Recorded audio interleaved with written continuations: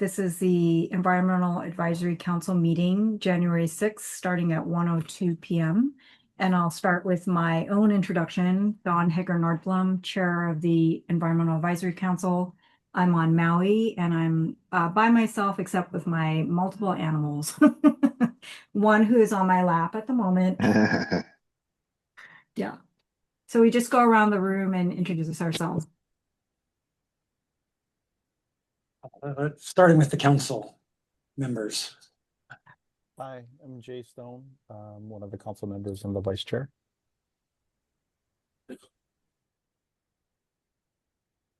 Michelle Lefebvre, I'm in Hilo, chair of the exemptions. Rachel Sprague, I'm one of the other members. I'm calling from the island of Lanai.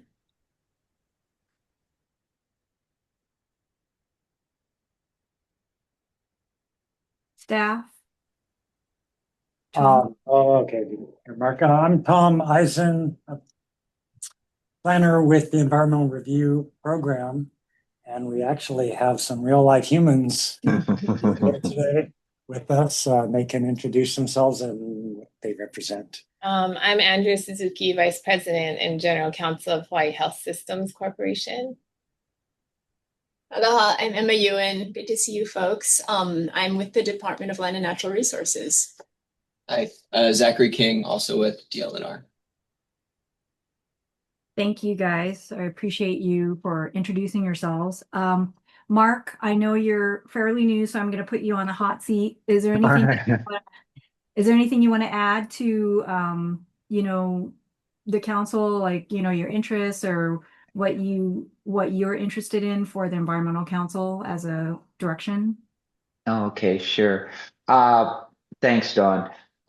Just wanted to give you guys a little bit of background. My degree is in chemistry from U of M, University of Michigan.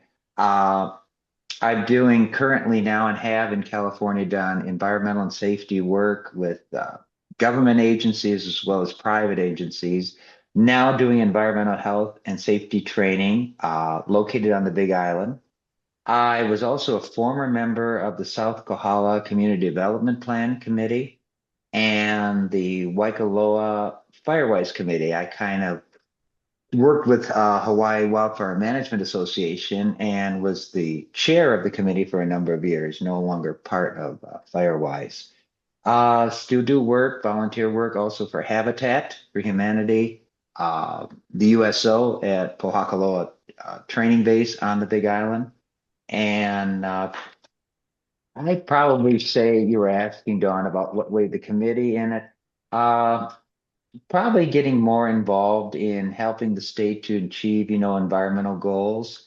My interests are probably, and Dawn and I talked a little bit about this, probably more on the outreach committee, as well as the rules and or the legislative committee. Thank you so much. Thank you. Members, do you guys have any questions for Mark or vice versa? Thank you, Mark, for coming on. Thank you. Being part of the advisory committee. We really appreciate it. Well, thank you. I appreciate it. Yeah, I'm looking forward to it. Yeah, I have to say, okay, so I'll stay on the agenda and not ask questions. Let's go to item 2.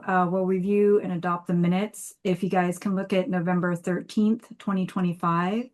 We'll look at those meeting minutes first. Do you need any time to review or everyone's reviewed? Okay. Is there a motion to approve?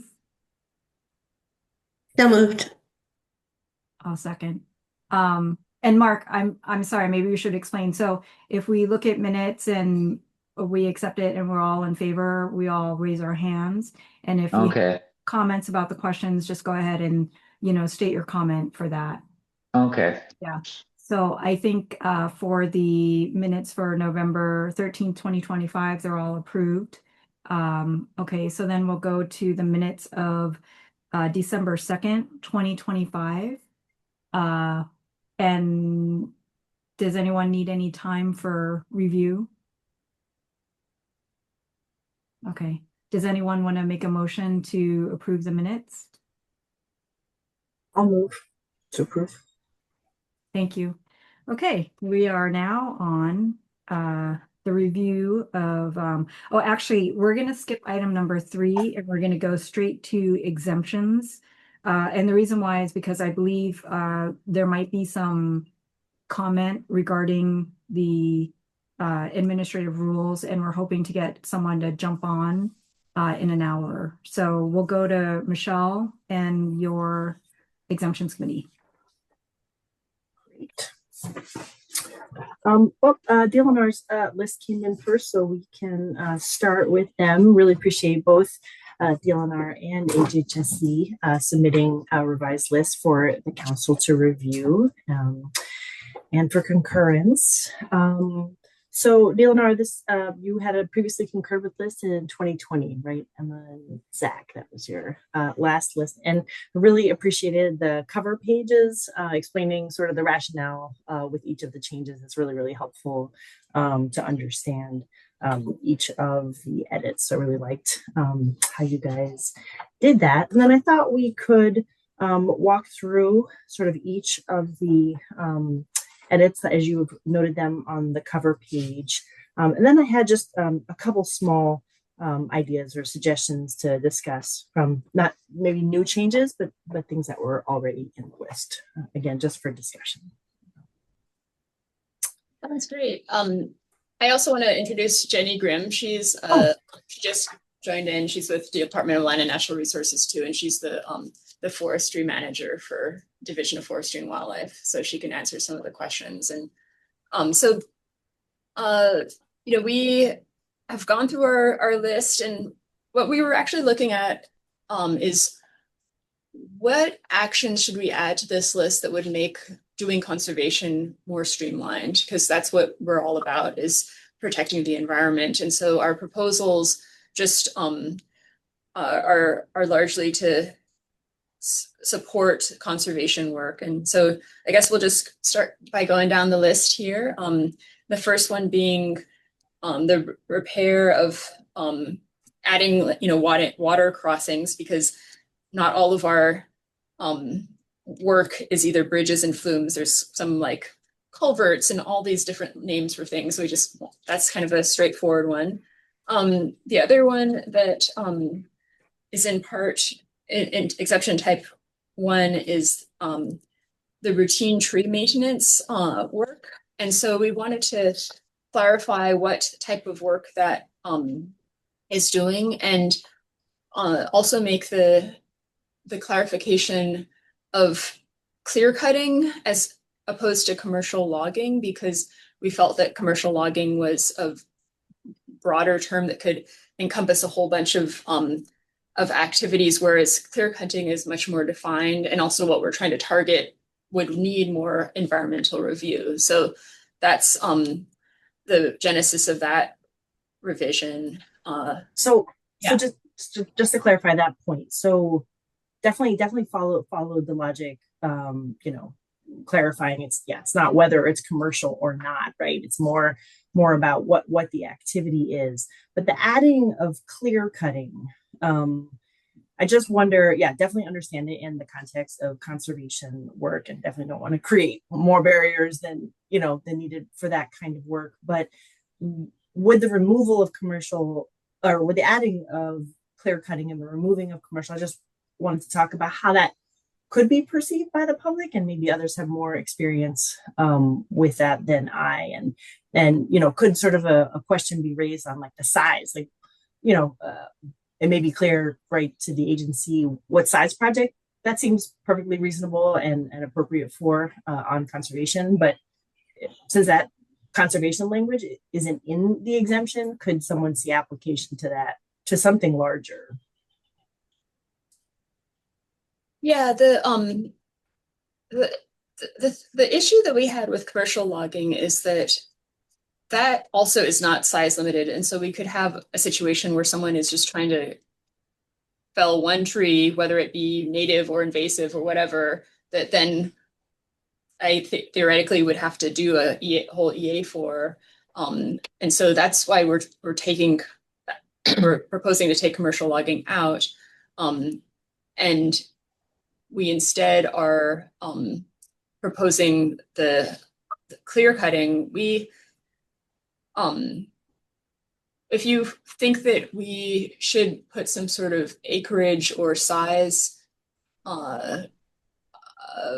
classification on that, we could kind of reconvene and try to put that. More just something to consider, right? I definitely, with your explanation, I understand the intention. I guess I just, as a part one exemption, a 1 or 2 tree thing is, certainly that's not an issue. But if we were talking about, 50 acres of, invasive, tree removal, right? That would be something that maybe the public would be like, well, I mean, certainly if it's fitting this purpose, then, at least maybe a part 2, right? Where there would be a notification.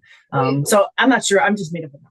Totally. Yeah, we played with sizes when we were, consulting internally on this, and there, we had different things. And then at the end of the day, we decided this was probably the most prudent way to proceed.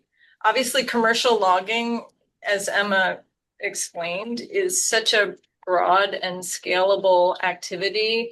And it's not necessarily a negative thing at all. Sustainable forestry and forest management, single tree, so we defaulted to clear cutting because that has such a strong visual and public reaction that we felt like that. But, it also is not very well defined in the world of forestry either. What is really a clear cut and what is a gap that allows for trees to grow? So we tried to do our best with this and just needed that leeway to manage forests. Michelle, can I ask you what number are you looking at and what page so we can follow? So we're going through the cover letter from DLNR. So we're working our way down that list. So we are on the 2nd page of the cover letter. So it is a revision to a type 1, part 1, type 1, number 28. Okay, thank you. So that's the proposed edits there. Yeah, I certainly, again, just something to consider, and glad you guys thought about the size. And I mean, really the list needs to work for you guys in terms of the activities that you're pursuing. So, just thinking about it as a member of the public who might be looking at and thinking about the size of a project and potential, while certainly the, intent and removing invasive species is for conservation is a good one. There, can be sort of secondary, right, environmental effects, the not intended end effects. And so public may be concerned, if those are sort of really large scale projects, regardless of sort of what the end goal is there, may appreciate that notification and to protect DLNR, right? If there was a challenge and there was no right notification, then the public could, have those comments. So just something, just to consider. Michelle, if I can kind of add to what you said, I have a question for DLNR. I know, and a lot of times I've seen a lot, with Department of Health, a lot of times in their sections, they have definitions. Tying it with what Michelle said, and also that you do, is it possible, and I don't know if you can, to put in a definition of what DLNR considers clear cutting? Because, the public, a lot are probably not going to be aware of it. And, the difference between, like, I know you scratch logging, but maybe put some definition of what is considered, like Michelle said, not only the amount, the size, but also basically what does the definition of clear cutting? Because the public may say, I have no idea. Are you going to cut down the whole forest? Is it just cutting certain things, Just as a suggestion, putting in maybe defining it. That's a good one. Thank you. Yeah. Okay. Well, thanks for that feedback. We'll try to work on defining that better. So we want everyone to understand what we're talking about here. Okay, so should we move on then, or just, okay. Sure. So the next one is just the water crossing issue again.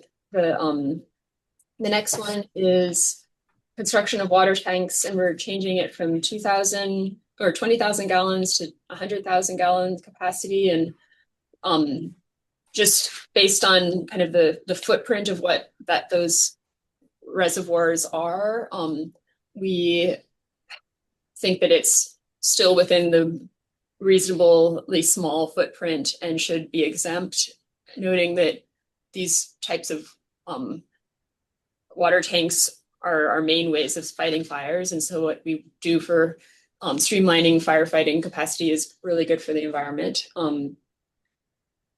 And then, sorry, Emma, can I ask you a quick question? Are Yeah. these water tanks in existing areas where water tanks are now, or are they proposed new construction? You know, this would be new. okay. Oh, well, actually, no, sorry. Type 3. Oh, yeah, Type yeah. 2. It is, it would be new. So we currently have an exemption where we can do an exemption for things under 20,000. And now we're looking to increase that for new construction. Okay, thanks. Yeah. So I had a comment on that, the request or the comments on how did you guys determine that 100,000 gallon tank is still in effect a de minimis type of impact?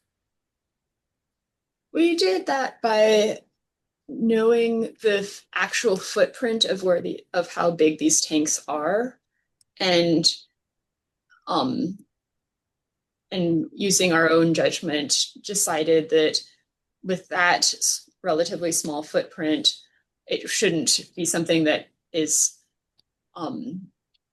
should trigger an environmental review like an EA, because it has such a constrained footprint of about 30 to 40 feet in diameter. Did you look at other organizations' exemption lists to see if they had listed similar types of exemptions for water tanks? I don't think we did, but we are the agency that basically does these water tanks, and because we're the main wildfire fighting agency for the state doing these wildland fires, so we're kind of our own experts on this action, because we definitely put in the most water tanks of anyone in the state. Are most of the tanks in rural areas? I mean, I'm assuming that they're not in urban, right, settings. Yeah, these are for wildland firefighting. Right. And Yeah. could I ask a question? Oh, go ahead, Jay. Yeah, because there are, county water systems, right? And they put in many water tanks for domestic water service, and of various sizes, 100,000 gallons, 500,000 gallons, 1 million gallons, and so forth. And so those would be other organizations that may or may not have identified exemptions of different sizes, whether it be existing tanks or construction of new tanks. And I think it would be, I think it would bolster the argument if additional agencies within the state have come to the same conclusion that do install water tanks in various areas. And a lot of water tanks, even for domestic service, are in rural areas. They're in conservation areas, on ridges and so forth. So they would be of similar or larger size. In some cases, some islands are much smaller, and they would be in remote locations and areas. So I think that's something to consider in terms of the justification for the exemption. I think that would, if it already exists for other organizations and have been accepted, I think that's that tells me that those particular exemptions have already gone through a process and come to a conclusion that they are not the impact is not significant, even if it's a new structure, right? Which is what I think we're talking about, new structures, right? Versus repair or maintenance of an existing structure. Repair or maintenance of an existing structure, it's pretty easy to identify. If it's just repair and maintenance, it's probably not going to have a very significant impact that would then raise the need to do at least an EA. It's the idea of it being a new structure that I would be concerned about, especially depending upon where that new structure is located. Because even if it's a small footprint, you could have potential um, ecosystem impacts that could rise to significance, depending on where it's located. I think the other option too is, you don't have to jump from a part 1 to an EA, right? We also have a part 2 option. So another option Right. would be to move this to a, it's still, to Emma's point, it's still pretty small footprint. That's not negating your point, Jay, that it could have, environmental impacts, but, it could also just be a part 2 where it's, published, for public comment, or public notification. Yeah. I would So I like guess to, that's something. sorry, I'd like to add something. So I acknowledge that DLNR is the main somewhat agency for wildland records, of course, and county and state and private owners all work together. So in this case, in my mind, for climate change, I feel like it's adequate, but I agree with the actual category it's in. I'm sure that internally DOFA, and you can answer this or not, also talks to SHPD and OCCL if there's a critical issue that comes up. So you're already interdisciplinary working with each division, I'm sure. Yeah. Yeah. Yeah, we still have to do like a section 6E historic consultation, regardless of how big these are. So are you doing US Fish and Wildlife section 7 by any chance because it's federal funds as well, or only if it's federal funds or land? okay. Yeah. But yeah, we'll look into whether maybe there's an exemption for DHHL, or some of the counties might have done exemption lists. I remember back in 2020, we were like the first ones. So we're like the Yeah, there may not be. I'm not. Yeah, I haven't Yeah. got that on the list for Really myself to check that, and we can check Yeah, that as the well. guinea But pigs. Yeah. yeah, or whether others listed as a part 2. I think that's Yeah. You might just add that if you end up doing a part 2, kind of like a regular exemption for any Yeah. of these things, certainly documenting those consultations with other agencies Okay.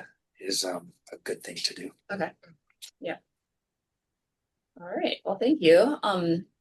Moving on, we have our general exemption type 4, part 1, which is removing invasive vegetation. We did, just to be consistent with our earlier discussion, take out the commercial logging. And so that kind of has a very similar discussion as what we had with the other exemption. And yeah. Does anyone have a question on that one? I have a question on your justification for the change. It Okay. says clarify that clear cutting should not be exempt, but I don't see any mention. That term is not used in this particular exemption. That's probably fake. No, Isn't it? it's what we're referring to is the clear cutting of in the routine tree maintenance one. And so this one is a little different though, because this is talking about removal of invasive vegetation. And I do not know, like currently we are removing invasive vegetation under our exemptions with the current exemption list that we have. In some cases, we are removing all of the invasive trees or vegetation, and so this kind of goes back to the definition of clear cutting, because this is we currently are removing some cases large swaths of invasive vegetation, and we don't want to limit our ability to do this because this is really important for a lot of environmental reasons. So we did not want to put in to remove our ability to do that through this. So talking about clear cutting was intentionally not put into this exemption because it would actually result in us losing our ability do those kind of large scale invasive vegetation projects, which are really important for natural resources, and whether it be removal of vegetation such as fountain grass across, in some cases, many hundreds of acres, or other really terrible weeds such as gorse, strawberry guava, all these things that you don't want to just selectively remove it. You need to clear it all. So yeah. Anyway, so that's the justification for that. And Emma, maybe I could ask, a lot of this would be in the conservation district, a lot of these areas where potential, and of course the conservation district is to protect and preserve the native environment. So it's in line with the current administrative rule at that point. Yeah. Yeah. Yeah. Okay, so the next one that Before you go on, I might just quickly add that the reference to Department of Agriculture, that should be updated to oh, that's a good one, yeah. agriculture and Okay. biocontrol. Is that what they? Yeah. Yeah. So the next one is establish temporary permitted vegetative cover, ... It shall not apply to, and we removed the strike through for tree plantings for which harvesting is planned or reasonably foreseeable. And the reason why we did want to remove that is because we do have projects that have like small scale native tree plantings where we have the we do allow, or there's nothing preventing some of our partners from doing from harvesting. And also in some cases we're trying to encourage like a native tree market, or in some cases we're trying to encourage like seed orchards that could be considered harvesting. So we want to actually foster the commercial establishment for creating sources of native seed for in Hawaii. And so this is something that's really holding us back from doing native tree plantings, basically. And so we wanted to remove that. And yeah, did you have anything you wanted to add about that? No, you did a good job. I mean, really, harvesting is 40, 50, 60, 70, 80 years in the future when in some cases, or there could be like a thinning involved to make, if we're reforesting something and we need to create uneven age classes and do good conservation work. So this is just a really problematic to have this in here, because we could be harvesting trees for conservation purposes, for economic purposes, for, way in the future purposes. So it just doesn't make sense to have this line at the end of our efforts to reforest in Hawaii. And I think the problem that the public would have is not us planting the trees, it's what happens when the trees are harvested. So we should, if we want to make some sort of sideboards on that, we should do that. And that's what we have proposed, is to do that for the routine, like tree removal type work, rather than the trying to put sideboards on like the ability to plant. So we are basically saying, yes, plant as many natives as you can without, a lot of environmental compliance hurdles.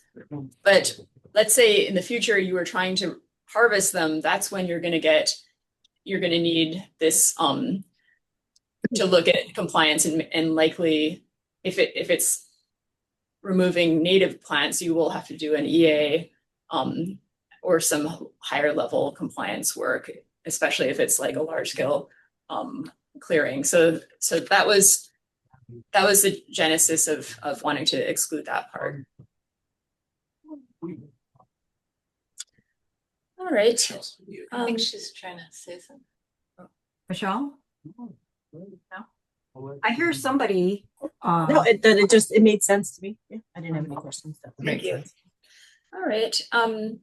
Then we added another one, number 19, which is the use of natural resources, consumptive and non-consumptive, by those exercising traditional and cultural and customary practices for minor non-commercial purposes or for the gaining of traditional ecological knowledge. This is largely something that we were already doing under existing exemptions, particularly the Division of Aquatic Resources, when folks would be asking for a particular ability to harvest, some sort of marine organism, and we wanted to make sure that this was something that was explicit in the exemptions as well. So we carefully crafted this one, and yeah, that's wanting to help us be able to work with our cultural practitioners. Are there permits issued? Yes. Right. Okay. So that would be. Yeah. I'm sorry, I have a question. So is this list, this is not DAR's list, right? I mean, this is just your forestry list? So this is the entire DLNR Okay. list Yeah. and different It's the divisions. entire have proposed. department. Okay. Yeah. So my first question then would be, there's some other agencies or departments that aren't listed, and did they just, if you guys put it out there to these like DOBOR and Bureau of Conveyance, OCCL, DOCARE, SHPD, Land, did they have any comments that they wanted to add in besides the 3 that you have listed? So DAR also provided comments. Yes, I know. Don. So is DAR and Yes. yeah. But there's, did DOFA respond? I mean, I'm talking about DOCARE, SHPD, Land, State Parks, OCCL. There are other divisions, and if this is a deal on our list, then I'm just wondering if, they wanted to also input since it's the deal on our list. Yeah, we actually did this big department-wide survey of everyone and got feedback, and that's why you see stuff from DAR, you see stuff from like engineering. Some of the divisions did not have any changes that they wanted, but we definitely talked to everyone, and I think DOFA is the only one that's proposing anything substantial, and we're the main ones that are wanting to actually change this list, and so that's why we have DOFA representatives. But this is our whole department, and we did have this large consultation with everyone. Okay, and I appreciate that. My second question, is there a DAR person there or an engineering person with you or in the room? No? No. So they left it up to DOFA? Okay. We invited them, but they're just they're making like, sure. I'm just for it. Yeah. Okay, so I do have a comment about DAR's comments, and I don't know if this is something we need to talk to the AG about, but for some reason I thought this is what the permit that, I'm not sure if it was DOBOR or DAR, with the aquarium fishing, and it was just like a repeat permit, and this is what kind of got them into that court case. So I just want to make sure on our end that this is not going to lead to something like that. So, Don, maybe I think that's a really good point. Maybe we could just finish walking through the edits that they've proposed, and then I've got some comments flagged for other exemptions, and then I'd like to come. Sorry. Yeah, that's okay. That's okay. That's okay. Because we're almost, I think we only have about a page and a half to go there. Okay, the other one should be easy. Preparing outreach materials and education. That one is pretty straightforward. So I actually had a comment about that. All right. Isn't it conducting the education activity that would be exempt, not the preparation of the outreach materials themselves? I'm trying to understand how preparing the outreach materials is some sort of activity that would need to be exempted. I mean, it's just depending on how much you take literally the trigger, which is any use of state funds or land. So there isn't a separate exemption that's already there for like administrative functions Right. that we probably could cover, preparing outreach materials under, but they wanted to just make that explicit. So, yeah. I mean, I definitely hear you, Jay. I mean, sometimes there are things in a list that, don't sort of meet the two tickets for the fun ride, right? Because Tom likes the trigger and right, the a permit being issued, right?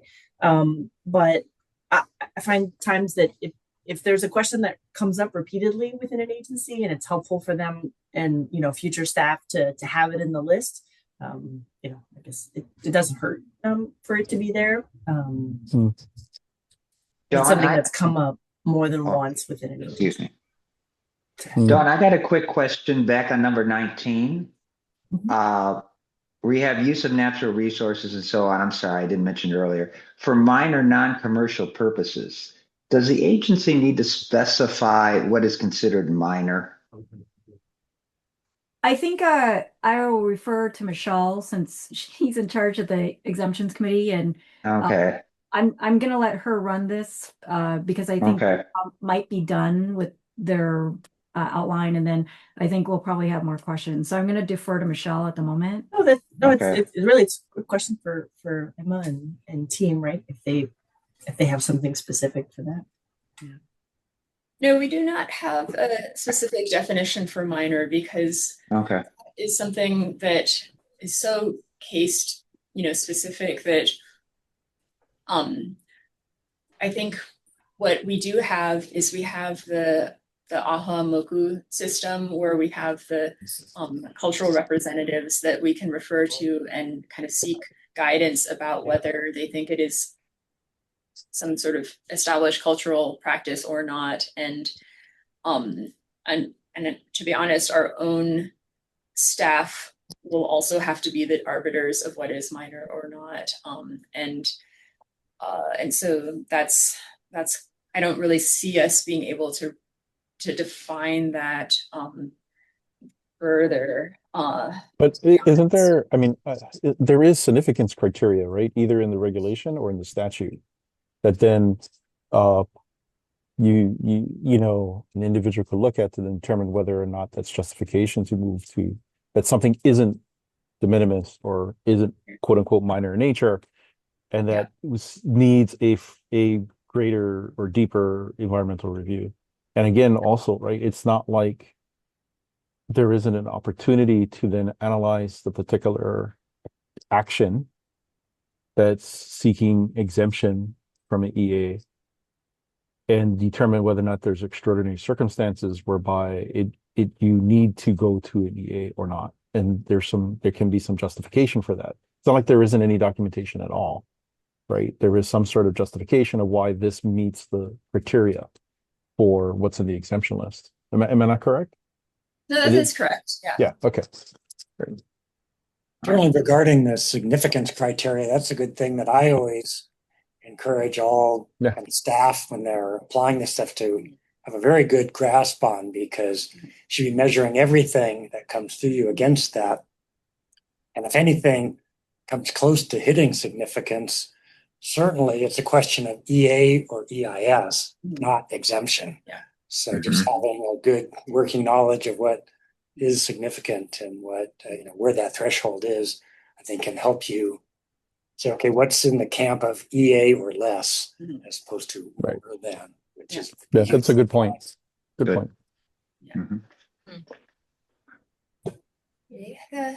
The next one is the issuance of permits, licenses, registrations, and rights of entry that are routine in nature, involving negligible impacts beyond that previous existing. So again, this was something that we were already doing by using other exemptions to, for instance, if we're issuing a permit to clear, grass or graze, an area, something that's already being done, we would use that exemption, but we also wanted to add on the fact that we're issuing the permits as an exemption in itself as well.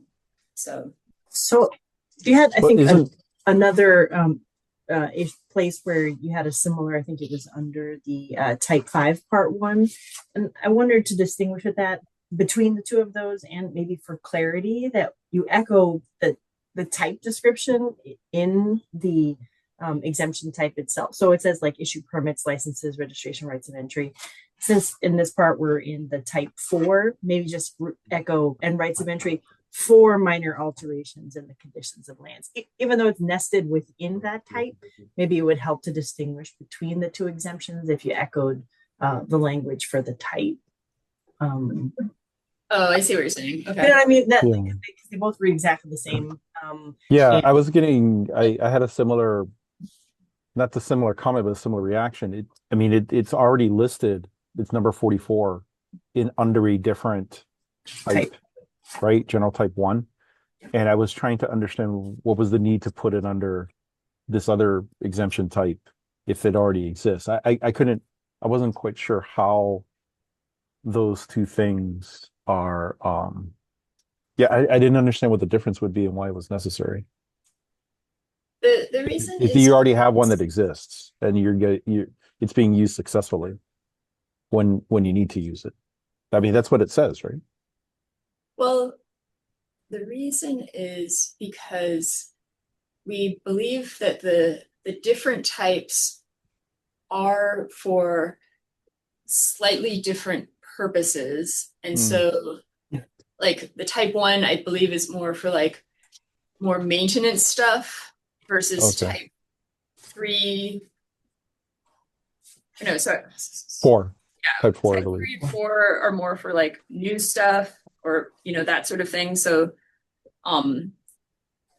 that's why we thought that putting this in the same language in the different types would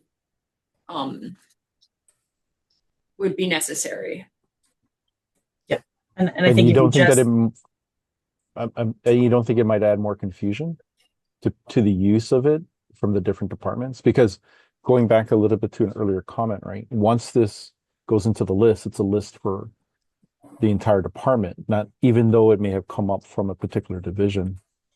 so I think Jay, that you could address that confusion by echoing the language from the type into that exemption. So like I said, issue permits, licenses, registries, rights of entry for minor alterations in the land and condition for the type 4. And then for the type 5.1, you would say issue permits, license, rights of entry for basic data collection, research, so that each department that could, or each division can then apply it correct, apply the correct exemption. So there's not confusion. Right. Okay. Yeah. Yeah. So I think it's a agree relatively easy fix.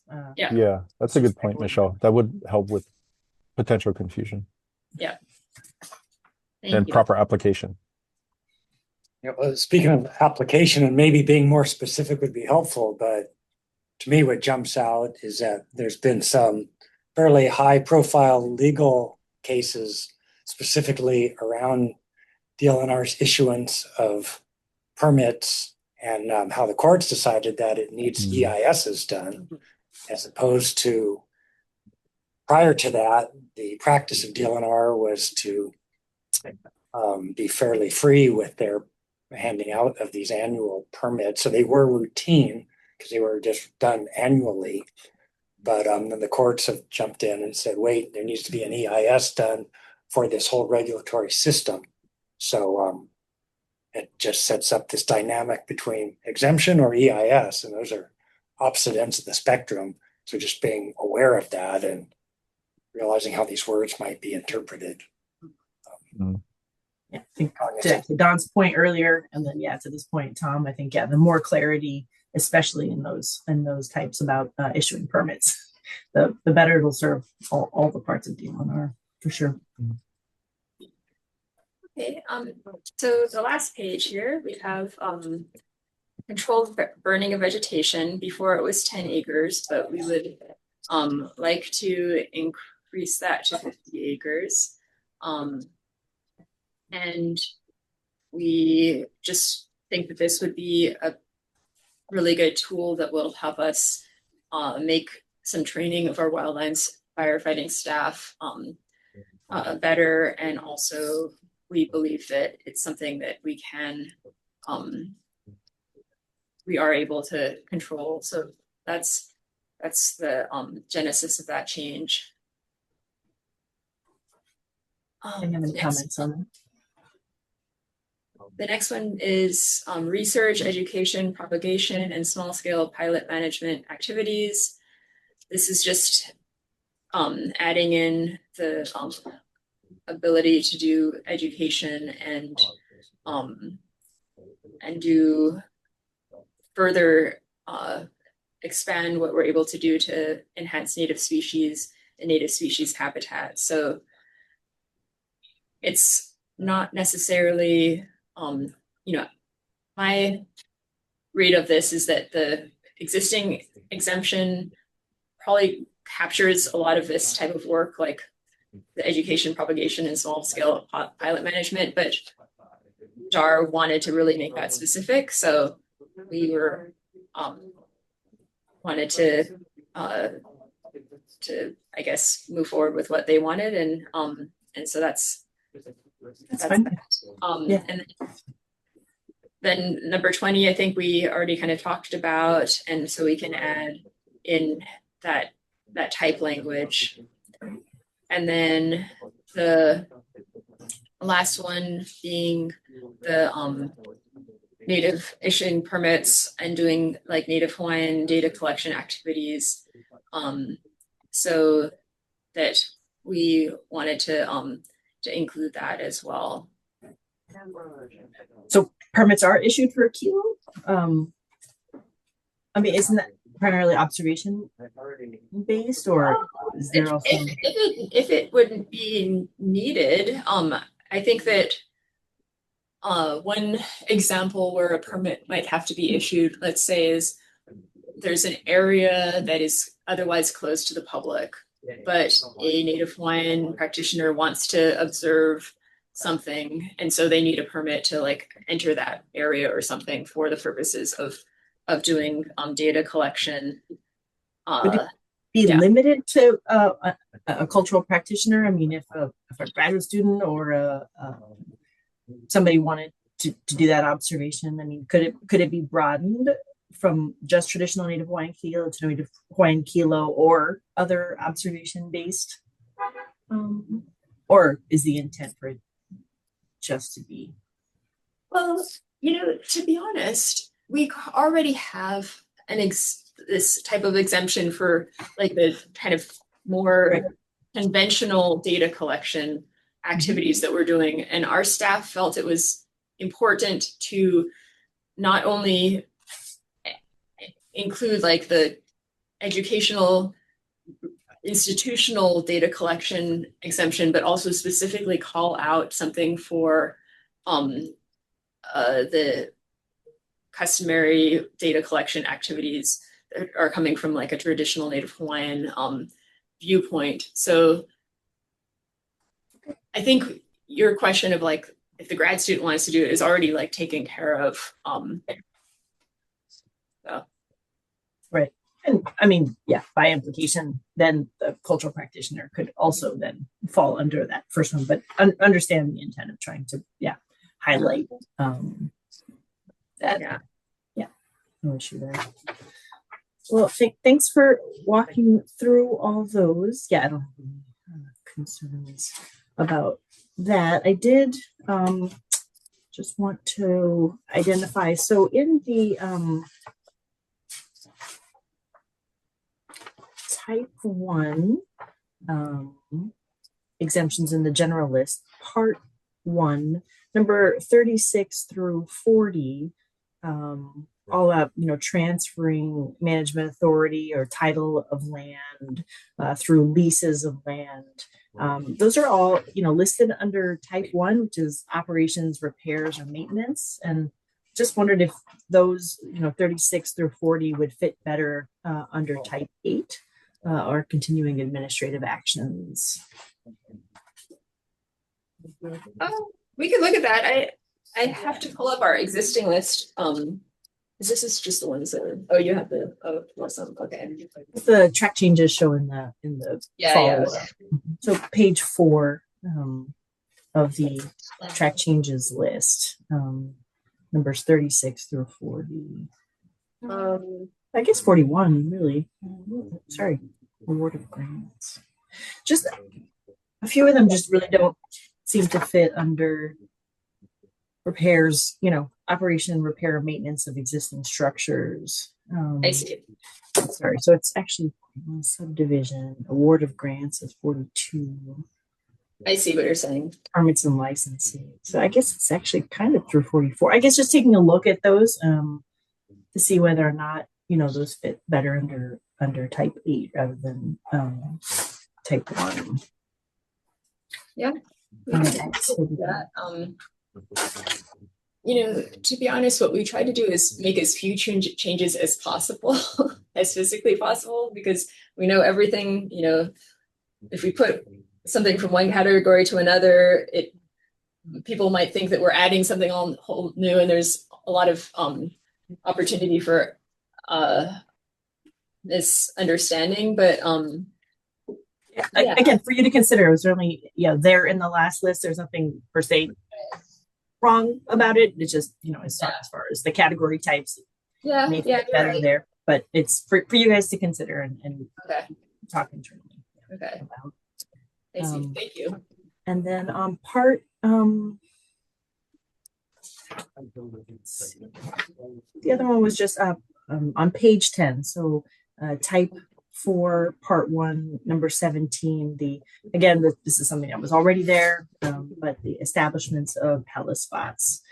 Just wondering if there was any consideration of that being a part 2, just having helicopters coming in. Just wondering if that's something that, if it's a new helispot rather than change in frequency or anything that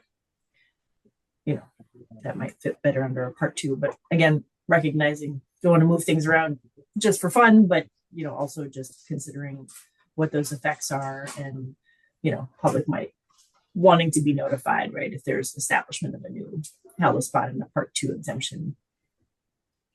Would have that. Yeah, just a little background. Our helicopter landing areas are these relatively small areas that are basically cleared to the point of being able to fit a small Hughes 500 helicopter. And so, around maybe 40 or 50 feet of in diameter of clearing and in some cases we really do have to make them on the fly. And for instance, we have a lot of situations where, let's say, our staff is in the middle of the field and they have to be extracted because there's a big storm coming, and we'll literally have a helicopter throw a handsaw out the window so they can clear a little path for them to land and be able to be rescued from the field. And so I wouldn't want to change that to a part 2 where we would actually need to get an exemption notification process for that kind of thing, because this isn't like a helicopter landing area that are frequently used over and over, where the public is going to be annoyed. These are in these rural, very remote areas that we just need to have the flexibility to land our helicopters anywhere, practically, because we need to get all over the place in our landscapes. That totally makes sense. Then maybe consider temporary, or maybe temporary is the wrong word, but maybe somehow reflecting that it's not a permanent helicopter landing place. Maybe a no impact. I mean, you can't really say that, but I mean, it would be less impact. Yeah. What is I guess the concern is that that what you think the public could be concerned about with helicopter landing areas? I think what you just said, right? That the public, you're saying it's out in a rural area, right? I think through the fire control and rescue, it's sort of suggested that, it's not in an urban area, but just when I saw heli spots, that didn't immediately jump out to me that it was rural. Now that you've explained it, I think that makes sense. So I just would think that somebody's like, oh, they're establishing a new, landing pad here. But the way you've explained it highlights the sort of, it's not permanent. It's not a permanent, place that resources are going to be coming in and out of. So again, just to consider, it was here already. You're not proposing to change. It's, just to consider. Yeah.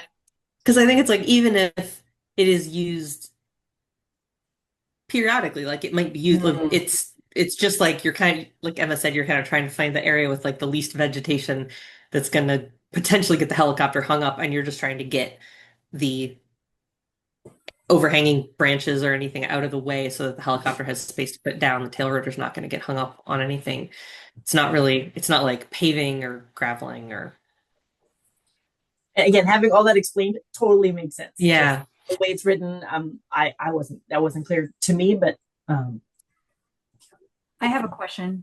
It's really funny because when I worked for OCCL, side topic is that, we had to do enforcement on commercial tour helicopters landing in the conservation district. So I could see why, Michelle would be saying, hey, what's the story here? I'm just wondering, are there other departments that use helicopters besides DOFA? I think DoCare might as well, and engineering maybe, but I'm not sure.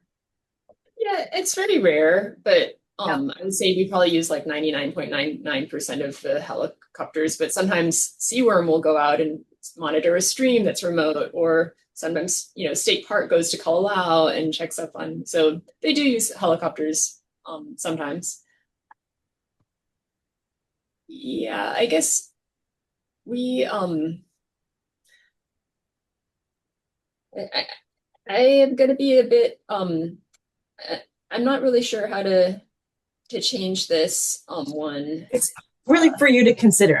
We don't need a commitment at this time. I think the next steps for us is, for you guys just to take this, realizing that, right, these weren't all DOFA's comments, as you explained. Some of these are DARS or engineering. I don't think we had any comments on the engineering one. So for you guys to consider and discuss, and then the next steps would be for you guys to make the revisions that your department feels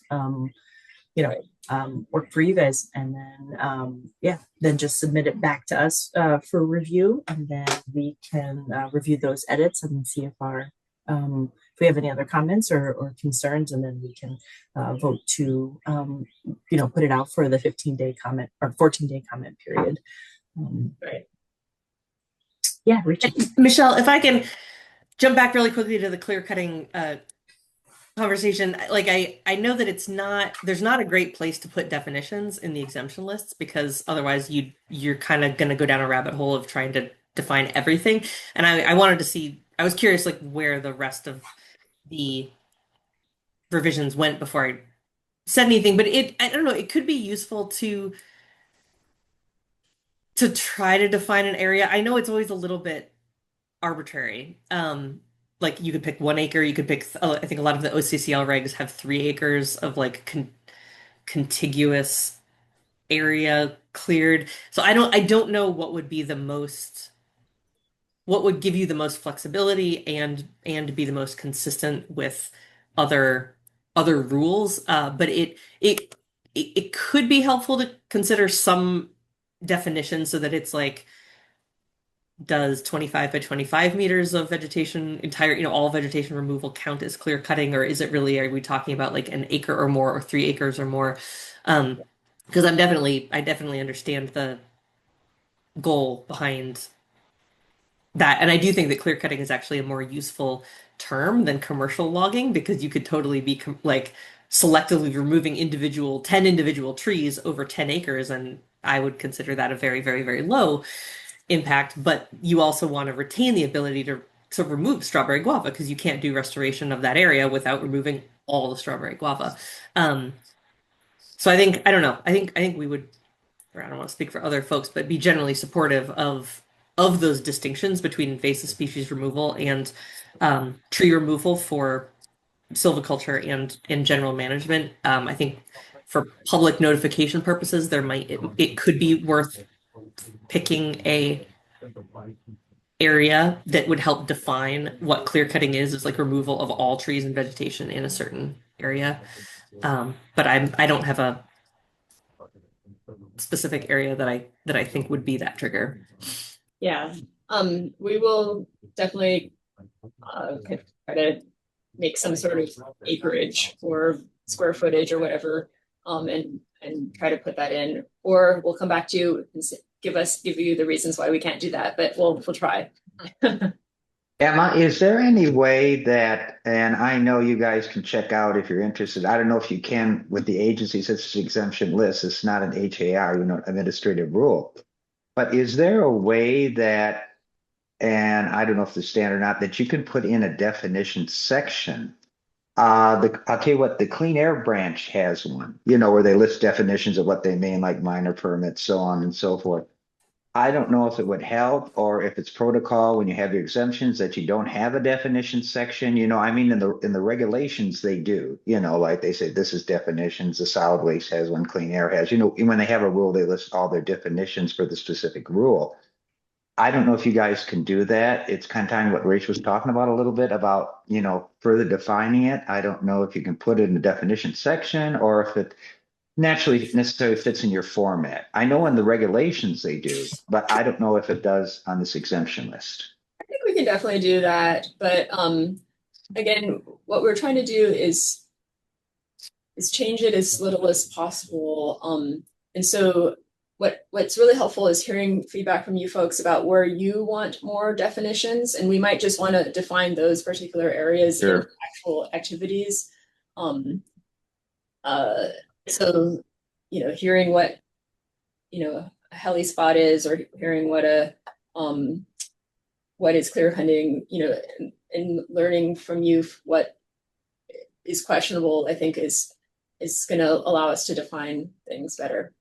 Mark, to that point, I think if a term was used throughout the exemption list multiple times, I think that's where a definition section would maybe be really useful. But since those terms are used in one exemption, each clear cutting is only used once, helispot's only used once, just for those two examples. I feel like, I think it's a really good idea for terms if they were used multiple times through the list. But I think in this case, it could be, defined sort of within that exemption. I can see Michelle's point, because like in the air regulations, it uses the word over and over and over again throughout the regulation. Right. You've seen not air, but any regulation. But like she was saying, if it's just one time, just put it right there where you have the word, because it doesn't show up again in the exemptions. Good point. Sorry, go ahead. I was just going to say that, if you say backcountry heli spot, if someone Googles that, it actually says a backcountry heli spot is a temporary cleared landing zone in remote areas for helicopter access for firefighting or rescue using natural clearings, and so things like that, where if people did if they use sort of a accepted standard definition and they could find that somewhere else, I think maybe that might help. So I know we need to probably move on to HHSC, but Dawn, did we cover your point about sort of did Tom cover that sufficiently for your? Yes, but I just had one question, and this is just food for conversation, is, controlled burning vegetation where it constitutes greater than 75% of the area. You don't have to explain it now, but I would just like to know, why not 50 or 45 or 40, where you can see there's a non-native vegetation cover, or is there a threshold from U.S. Forest Wildlife Service or something where it's a guideline where it has to be 75%? Because to me, it would seem like you want to try to get non-native vegetation cover sooner than later, but that's just my thinking. Probably would warrant way more explanation if they drop the percentage from 75 to probably would raise more questions than because you don't want to do prescribed burning in an area that's largely native cover. So Yeah. Yeah. I mean, to me, it would seem, yeah. I mean, that's just the way I was thinking about it. I just want to acknowledge that we have two people that signed on. I see Ron Terry and I also see Melissa Kuntz with Hawaii Wildfire Management Organization. Sorry if I butchered your names, but just wanted to put there for the record. hi, Ron. Hi, Melissa. Hi, just tuning in to learn and listen. Thank you. Well, thanks, Emma and Zach and Jenny, for coming from DLNR. Really appreciate you guys submitting the list. And yeah, the next steps clear for any questions. Okay. We're gonna come up with another list to the full council, or do we go back to this committee? Well, since there's only what, 4 of us, 5 of us, now it comes back to all of us. Before the exemption committee met separately, but if you can just send it back to me and CC ERP, then I'll agendize it. I'll review and then agendize it for our next meeting. Okay, awesome. Thank you. Great, thank you. See you again soon. Yeah. Hold on just a minute. The agenda comes out 7 days. So if you're able to get the list in before the 7 days of the second of the month, that would be really helpful for getting it on the agenda, just FYI. First Tuesday of the month. Yes. Did I say that? Okay. That's great. Not sure if what you submit formally is going to have this one kind of last paragraph here, or if it's just part of this letter. But it refers to OEQC and the Environmental Council, all kind of older Yeah. iterations of Yeah, so we should us. update that. Update that. Thank you, Tom. Thanks for coming. Forestry Wildlife. So we can move on to HHSC. Thank you, Andrea, for attending and for being patient. Pretty patient. DLNR's list. We really appreciate you guys submitting a list. I didn't see that you guys had submitted a list previously, so this is your first exemption list. Is that correct? Yeah, this is our first list. We looked at DOE. We thought was most, we're a very unusual creature in the state. We do. That's what I wanted to hear more about too. I don't know much about what you guys do. Very unstate-like things. You know, we're basically a hospital system. We service primarily the outer islands, the rural communities. We're a safety net. We run clinics and urgent cares, and majority of the major hospitals on the outer islands. So the closest we could think of was maybe DOE that spanned that area, that had their own facilities and their own development. So we did follow that, and much to the fault, because I do see on type 6 that we forgot to delete covered play courts and swimming pools and bleachers and scorecards. So I will make those edits. We don't have scorecards in the hospital. We don't have bleachers. We might have some basketball hoops for recreational, but no basketball courts. So I will make those changes. But yeah, I just went through the Department of Education list and tried to think about the different things that we do in our facilities. Great. And the different things we're planning on doing. So this is a really good thing to listen to. And I realized that I should probably put acquisition of land as well. Under type 9, I'm guessing is the most appropriate, because, you know, we do look to increase our delivery of healthcare through the rural communities, because we're basically the only entity that's willing to do that. So I did notice how under type 9 you just had the one, which was workforce affordable housing, and I was like, yeah, anything else? So I'm glad you brought that up. So I will make that edit as well. But yeah, we do have workforce because of how rural I know at our Honokaa Hospital and SMMH, I know for sure we do have workforce housing because of the healthcare shortage. We do have a lot of traveler nurses and traveler healthcare staff. And so So they often stay there. And also because our facilities are so spread apart, especially on the Big Island, the administrator who has to oversee different hospitals 4 hours apart will stay in that workforce housing. And I know that workforce housing has to be upgraded and renovated and whatnot. But do you guys have specific questions? Very, very few. I think we just talked about the acquisition one. Before we leave that acquisition, let me just bring up a point that a lot of agencies, it's easy to not realize that the core trigger of everything, the proposed use of state funds, has many exemptions written into it. You want to read the fine print, but the funds used for the acquisition of unimproved real property is not a use of funds that is a 343 trigger. Okay. So it's just good to keep that in mind. Yeah, we do. I know that they're currently looking at acquisition of improved real property. But that would not fall under that exemption. That would not fall under that. But most of the bigger projects on the horizon are unimproved, but I know there is one where they are looking at improved property. Right. So the buying of the land maybe wouldn't be a trigger, but the development of the land would be. And we would definitely go through the whole process for that. I have a question. Do you also rent properties, not just acquire? We do lease and rent properties. I know, like for Kauai, for instance, a lot of our clinics in urgent care and rented or leased properties. I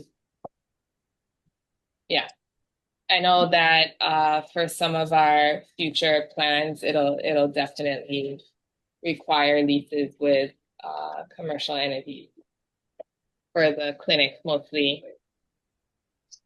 Thank you. My question is, it's a hospital system. Why is there a mention of workforce housing? That I don't understand. Like I said earlier, we have a housing shortage, or we have a nursing shortage. So we do have a lot of traveler nurses, and we currently do have workforce housing at our hospitals. And because some of our hospitals are so rural, the people that we need to work there don't necessarily live within, I can wake up every day and drive 3 hours to work. So we do have workforce housing for those individuals.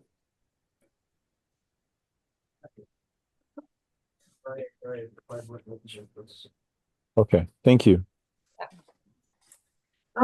I noticed in the part 1, type 1, 2K, fuel and generator systems for the operation of healthcare related operations. I just know anytime fuel storage comes up, it's a hot button issue. And I just wondered if maybe considering that as a type 2 rather than a type 1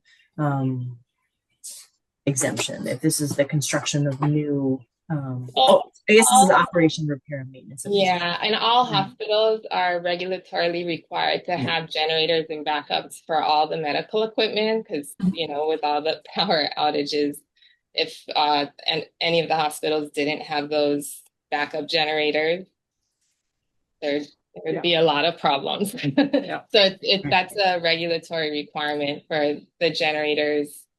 So all of our hospitals currently do, I believe, have generators in various capacities. It's no, certainly, no, the need is there for sure. And I just realized this was the operation and maintenance of existing, so sort of less high profile, I think, than the construction of new, which understanding that it has to comply with also all of the necessary regulations for installation, but in terms of notifying the public, right? And in terms of disclosing that, but I think it's since it's under a type 1, it's okay. Under type 4, number 7, that one was land subdivision and consolidation. It's listed under minor alterations in the condition of land, but I wonder if that was more an administrative action than an alteration. Yeah, I could definitely move it there.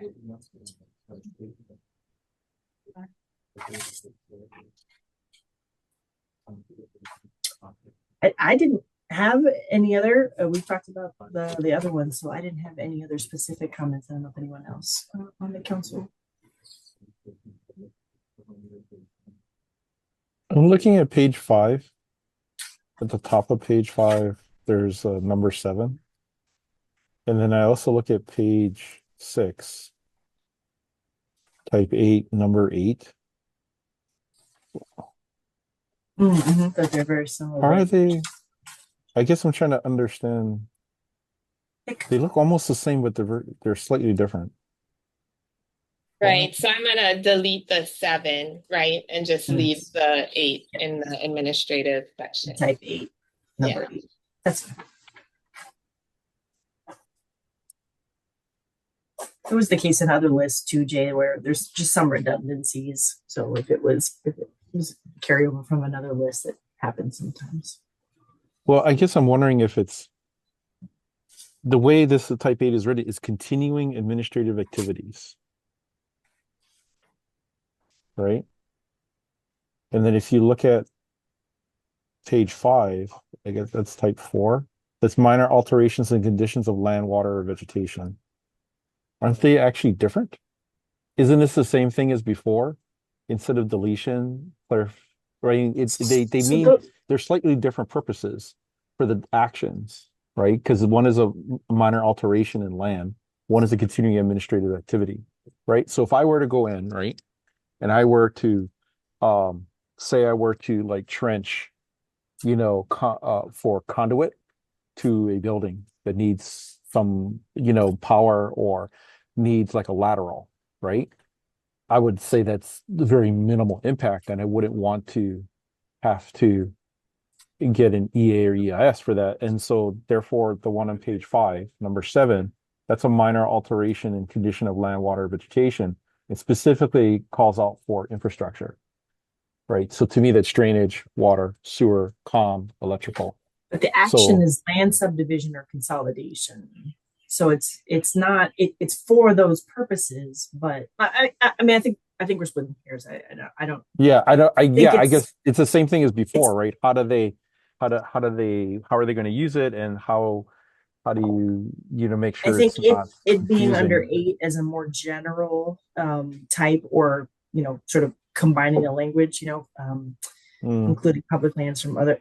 I mean, I think type 8, number 8 covers the activities in type 4, number 7. But Okay. Andrea can review that more closely and see Yeah. if she feels, don't have to decide it right now, but if you feel like it's covering something specific, to Jay's point, that isn't considered in type 8, number 8, then just Right. explain to us, no, I wanted to leave it because that's specifically for this kind of action, or no, I felt like we could wrap it together in type Yeah. 8. Well, I mean, I guess for that point, I guess I did cover acquisition of land in type 8, number 8. Yeah. But this just seems to be justifying those actions for this type of activity. But really, if all those actions are covered in type 8, number 8, then identifying it, specifically for these activities in 4.7 is maybe redundant, but right. Certainly not an issue per se, just right. Right. What I definitely like to see, Andrea, and this is Dawn, is the flexibility for your agency to do its job for the next 5 to 10 to 20 years without having to come back. Well, I know you have to come back and, we do it. And my wildest dreams would be everyone, would have a plan for the next 50 years. But I know that doesn't happen, especially with budget and, et cetera, et cetera. But definitely want you guys to have as much flexibility as you need. So I think, take these comments as you will, and, what makes it best for your agency to carry out your goals for the next couple years, at least. Yeah, that's a good point, Dawn. I agree with that. Yeah, I appreciate that. It is a guidance document, so it should just be clear and helpful. That's it's right to the agency that's using it. I mean, just the fact that you guys manage all these rural hospitals, I had no idea, so I'm all for it. Yeah.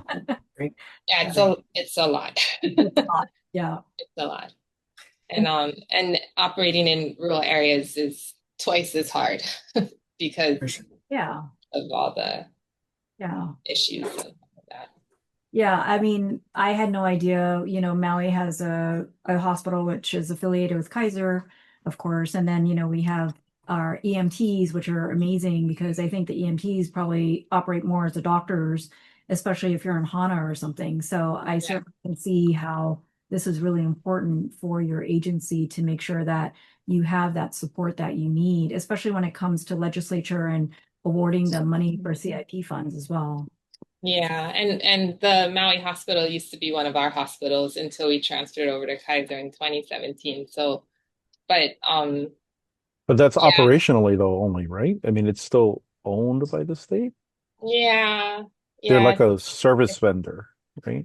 It's complicated, but yeah, Uh, yeah, yeah. Um, but yeah, especially we're very heavily regulated by the mm, federal government, and then for certification, we're very regulated by these nonprofits, and they right. all have thick books of things that we have to follow, including thick chapters on what they call environment of care. So what is our environment operating like? Do we have the necessary infrastructure to withstand um, natural disasters and all those other things? And so that's why you'll see the generator, we're required to have a certain amount of weeks of water on campus in case water goes down. There's a lot of infrastructure that's involved in running hospitals. So this will be very useful. Thank you. And Andrea, are you clear on the next steps then? Yeah, so I'll look through our comments, edit it, and then send it to you guys 7 days before the 2nd. At least 7 days. That would be great. That would be great. Then I can review it and then agendize it in time. Okay. So thank you so much for Great. Thank coming you, in. Really guys. appreciate you guys. Whenever you're send it, we'll get it in the next available Okay. issue. Right. Perfect. But if you get it before this, But Yeah. just, as soon as you're able to get it Send to it us, over. and then I we'll will publish do it that. as soon as you're able to. Awesome. Thank you guys so much. thank you. Thank you. Thank you. Thank you so Bye. much. Thank you. Thanks for coming. All right, so I see Mary Alice has just arrived 20 minutes ago. I know there's no director's report, Mary Alice. Should I ask you if there's any comment or anything, or so far? Well, my apologies. I'm a member of the Speed Task Force, which is the legislature created to look at ways to reduce the barriers to producing more housing for Hawaii's residents. And they just held their final meeting of this year, or actually, I guess the previous year, at the state capitol to discuss and vote on their PIG recommendations. So lots of stuff that actually are related to the same pipeline, if you will, because the environmental review activities are the initial step of any state or county agency that is, undertaking a project. And then you move into the areas that the Speed Task Force looked at over the past 6 months with input from all 4 counties and a large number of state agencies and private sector for building permit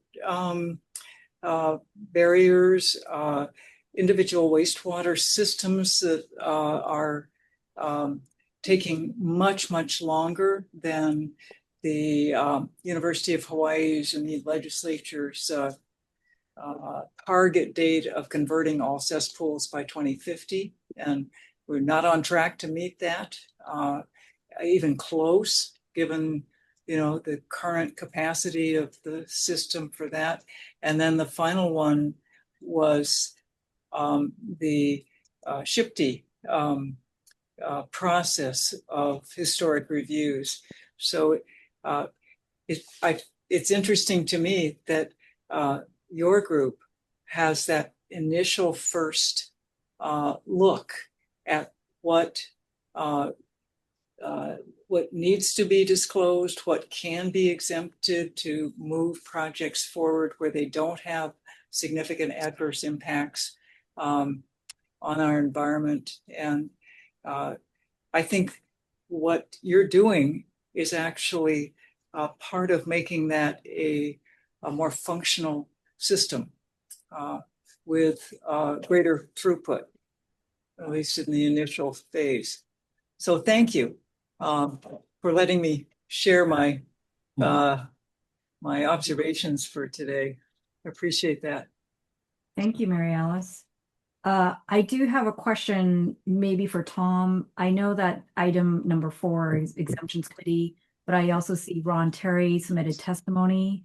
So I'm just wondering, I'm assuming I'm doing Ron Terry's testimony under public comments, or are we going to go straight into the rules and have Ron concurrently discuss what he may have issues with? I'm not sure.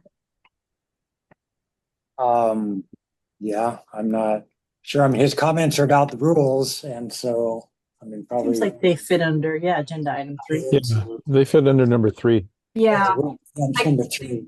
I just don't want Ron to wait till number 6, agenda number 6. So I guess we'll go straight into agenda item number 3, which is review of the Department of Business, Economic Development and Tourism repeal of Chapter 11, 200.1 and adoption of Chapter 15-20 Hawaii Administrative Rules.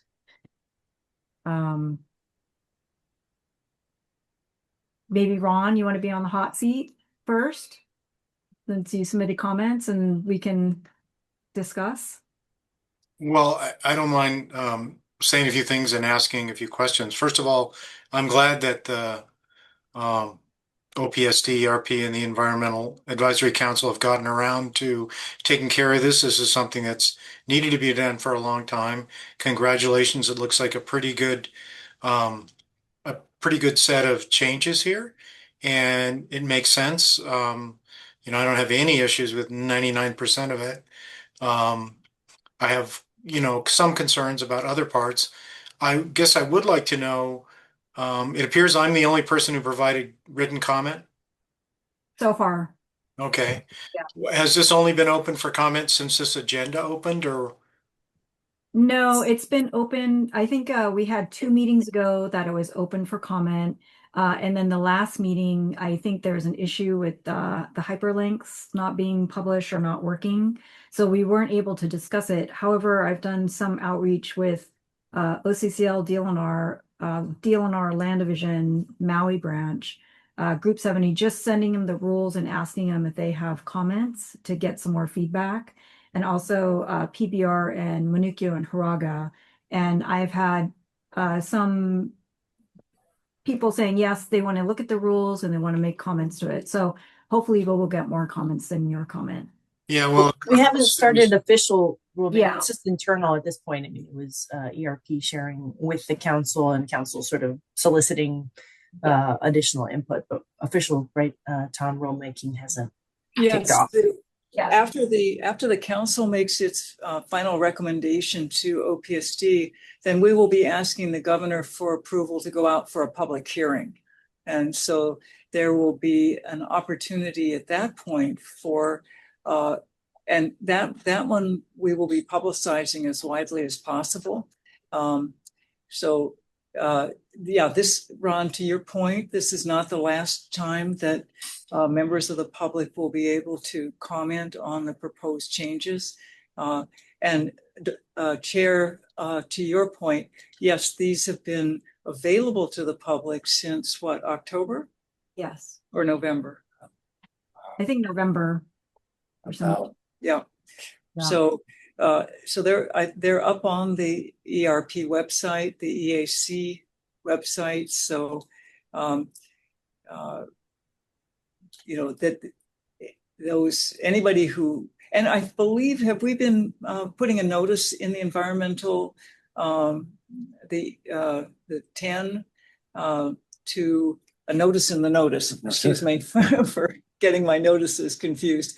An announcement in the environmental notice to invite members of the public to, maybe if we put a link in there, and then it'll be easier for them to find the draft. And we could do that. I think it was done much earlier, but could be done again. Maybe regular. Okay, just a suggestion.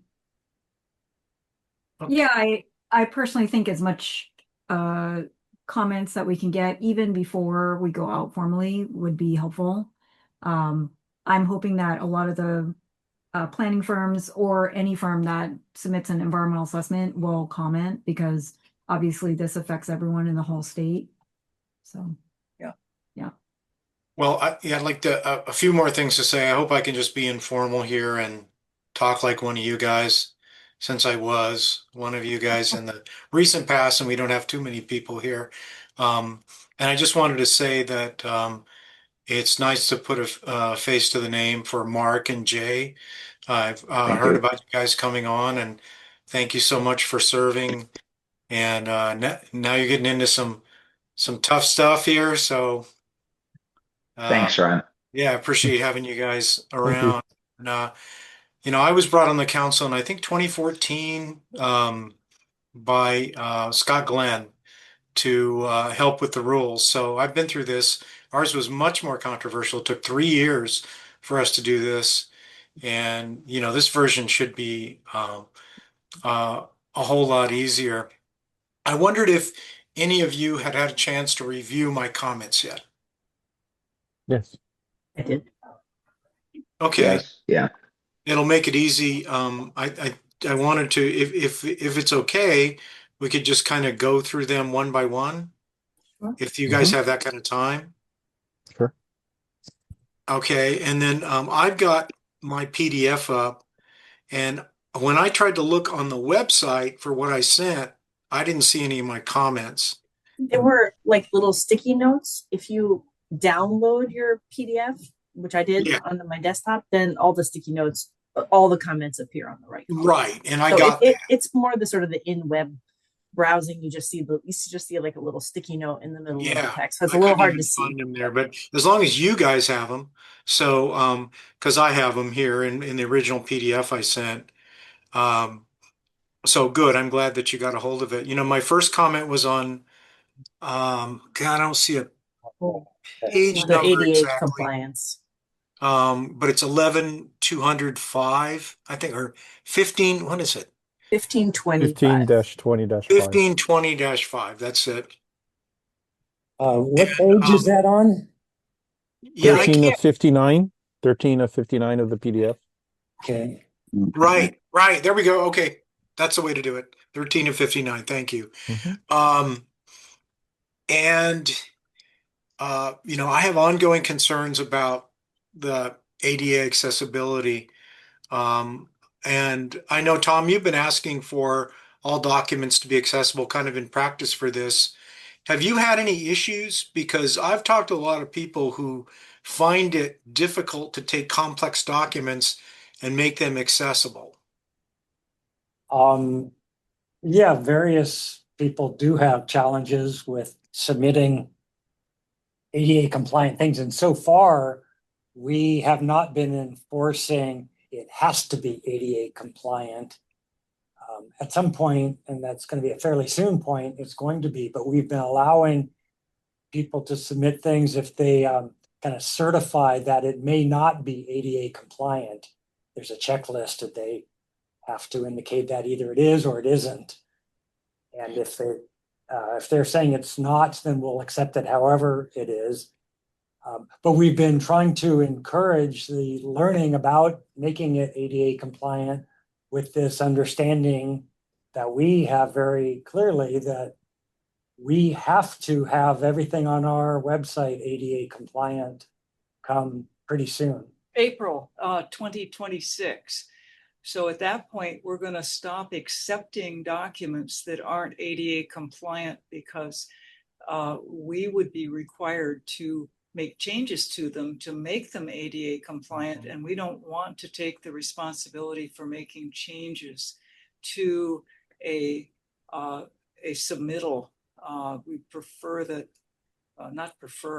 we will insist that the submitter the applicant, make those changes. The date, April 2026, is what, a federal or a state deadline? I understand it's a federal.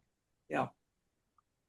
So Yeah, it's interesting. It'll be interesting to see. I have no objection to the language per se. I'm just talking about practicality. If you're requiring people to do things that they cannot possibly do, there's going to be issues, right?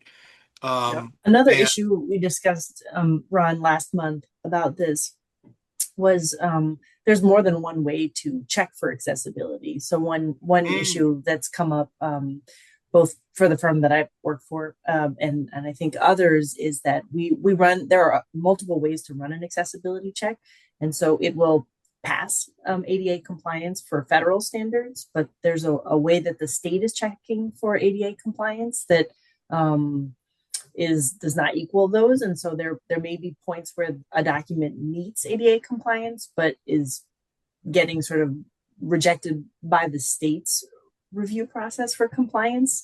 So that was one thing we talked about. There's Michelle, different I think softwares that check for it. you're the one in this room that should probably, have the best perspective on this because of Stantec. The rest of us are a little lost in the dark. I know that I took a simple Excel table that was, 6 columns, by 5 rows, whatever, for doing exemption notice, PDF'd it, it failed the test. Failed a frickin' test. How, why, I don't know. Tom, you had noted that happened to other people, so you had a workaround. I did the workaround, didn't work. And I spent about 3 hours trying to make a tiny table compliant. So finally, as you know, Tom, I said, well, why don't I just do it in Word, and it worked fine in Word, but it didn't work in Excel. And I'm just looking at these insanely complex documents that you submit, and I think I can get the text of everything compliant. I think some tables are going to have trouble, some won't. More complex tables with grayed out areas and weird changes. We'll see how they work. I don't know if Michelle has tried those out yet, but all the appendices are simply, in many cases, scanned documents, weird drawings, and I don't think they'll pass. And I don't know how this is possibly going to work.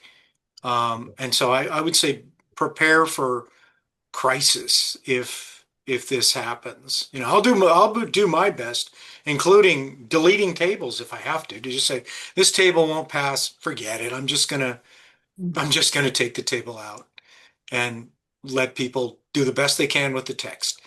One thing we discussed last month, Ron, was guidance. But ERP is asked, I think, right? You guys have asked for some guidance from I forgot which other department it was. It's the Department of Health, disabilities, access. Disability and communication access. DCAB. DCAB, Yeah. and it's the designated agency in the state that sets the requirements for state agencies. And so, Michelle, we did, try to see if there was a possibility of getting a different standard or defaulting to the federal standard. And no, the state's not going to go there.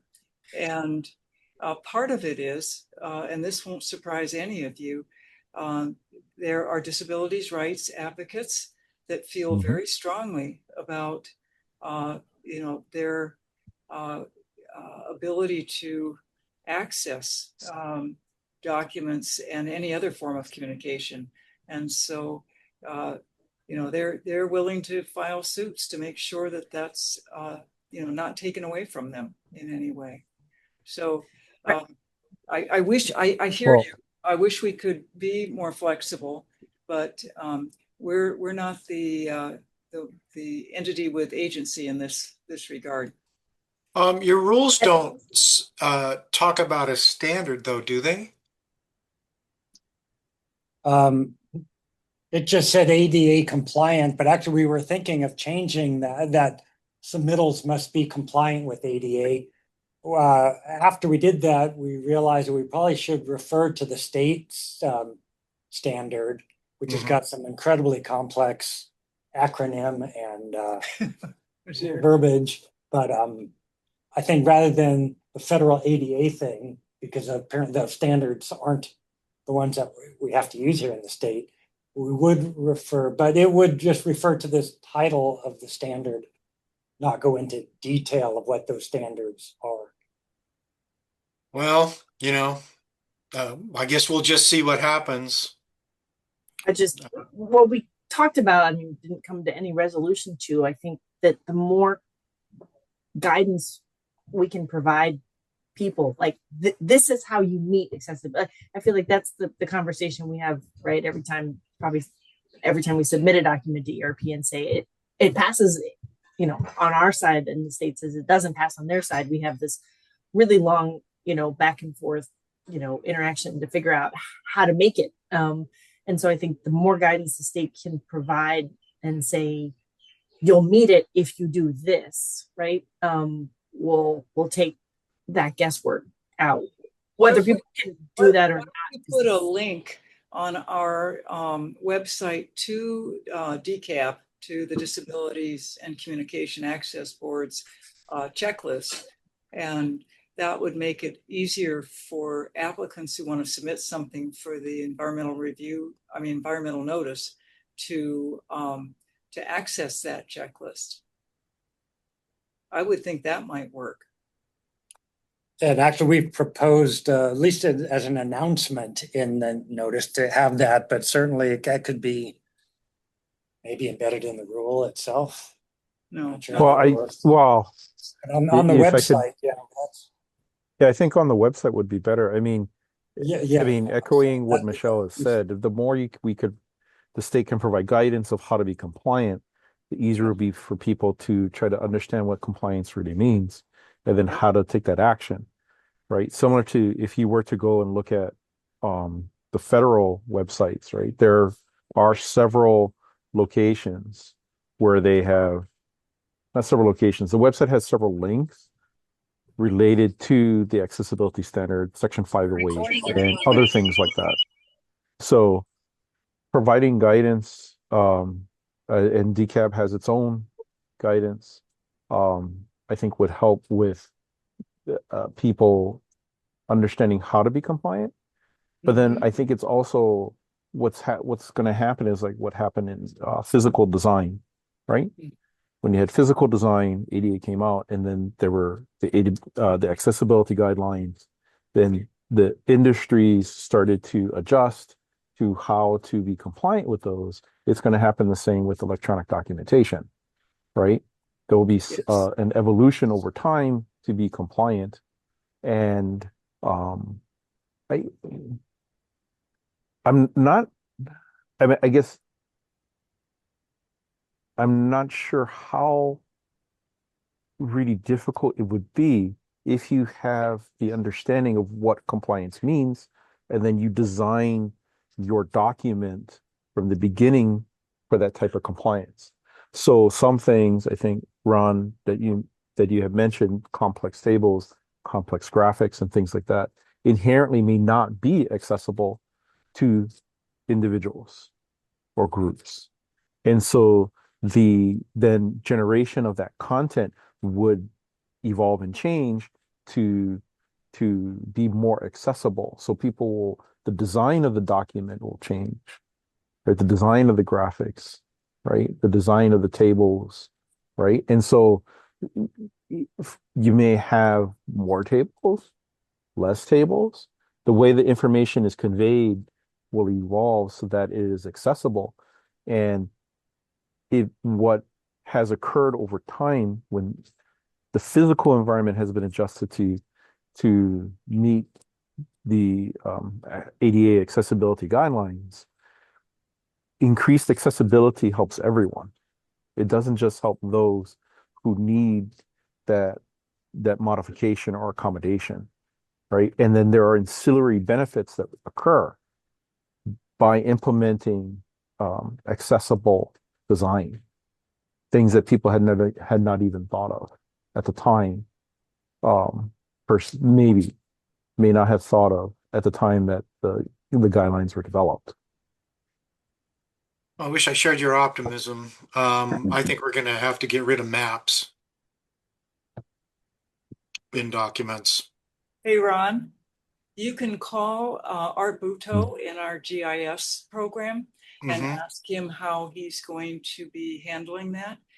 He's very accessible. Are you Okay.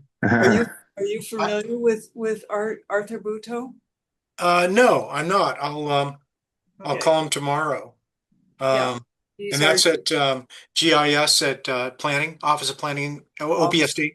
Yes, Yeah. indeed. He used to be the GIS program lead for DLNR. And Oh, okay. so Okay. he's got a lot of experience with. Yeah, yeah, I'll be interested to see. Maybe it's just my imagination, but I can't. Maps are extremely complex. A map, a picture tells is 1,000 words, and a map is 1,000 pictures, and I just don't see how a complex map can be conveyed in an acceptable manner. So I think we're just gonna have to lose them. But I wanted to get to my second comment. I want to take all you guys' time here.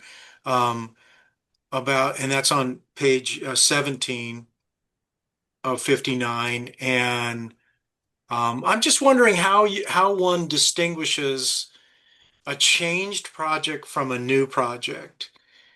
And I will confess that I have taken a number of projects and submitted new EAs for them and really just said, forget the old EA. I don't even want to hear about that. Here's a new EA for a new project. And I wasn't being, duplicitous or cynical. I'm just saying, you know, um, here's a 59 lot subdivision taking up 36 acres, and the public came back and hated it. Now we have a 6 lot subdivision taking up 20 acres, and it has a totally different design, different access, completely different impacts. So I say that's a different project. Mhm. Um, how are we going to treat this here? Because are you going to look at a TMK and say, well, anything that happens on a same TMK is basically the same project? Or if it's housing on a TMK and this one is housing on a TMK, that's basically the same project. Because it says you need to address the comments from the old project. Um, and that could be interesting, addressing old comments from a project with the same, in the same equal way. So again, maybe I'm reading too much into this, but I'd like to hear your thoughts on how you phrase this and what your rationale is. The intent of that section was to deal with like second iteration, a second draft EA for a project. So not a changed project, just a They EA that's changed EA, but it's the same project, but there will be two sets of comments, two set on the two draft EAs for the same project. That's the intent of this section of the rules, is to just reiterate that they can't ignore the comments on the first iteration, the first draft, when they're in those fairly rare scenarios where there is a second draft, or God forbid a third draft. They have to deal with all of the comments, not just the most recent. But Ron, your example actually proves that rule, because your example is of two different projects, two very different projects. And what this section is to deal with is the same project with the same characteristics, but often opponents find issues and they submit a comment and then they don't believe it was addressed substantively, or it might have been, God forbid, left out. That has happened. And so the applicant or the agency will withdraw, cure the problem, and resubmit. Yeah, that clarifies it for me. As long as you guys are thinking, like in that manner. And I gave a specific example because it's something I'm really doing. And I don't think the first project and the second project are the same. As it happens, we had on the first EA, which I didn't do, um, there were a lot of defects in that EA, but still it was 100% positive comments. So it wouldn't be an issue on this one.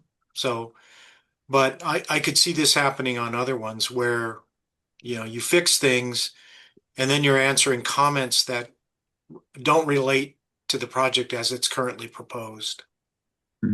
I mean, I guess I would look at it through the lens of if the project, there's a project proposed, a draft EA, and then the final EA, that's like case closed. And then, but if there was not the final EA, and we get that various times where projects just kind of languish, nothing comes to us formally withdrawing it or formally completing it. It's just abandoned as far as we know.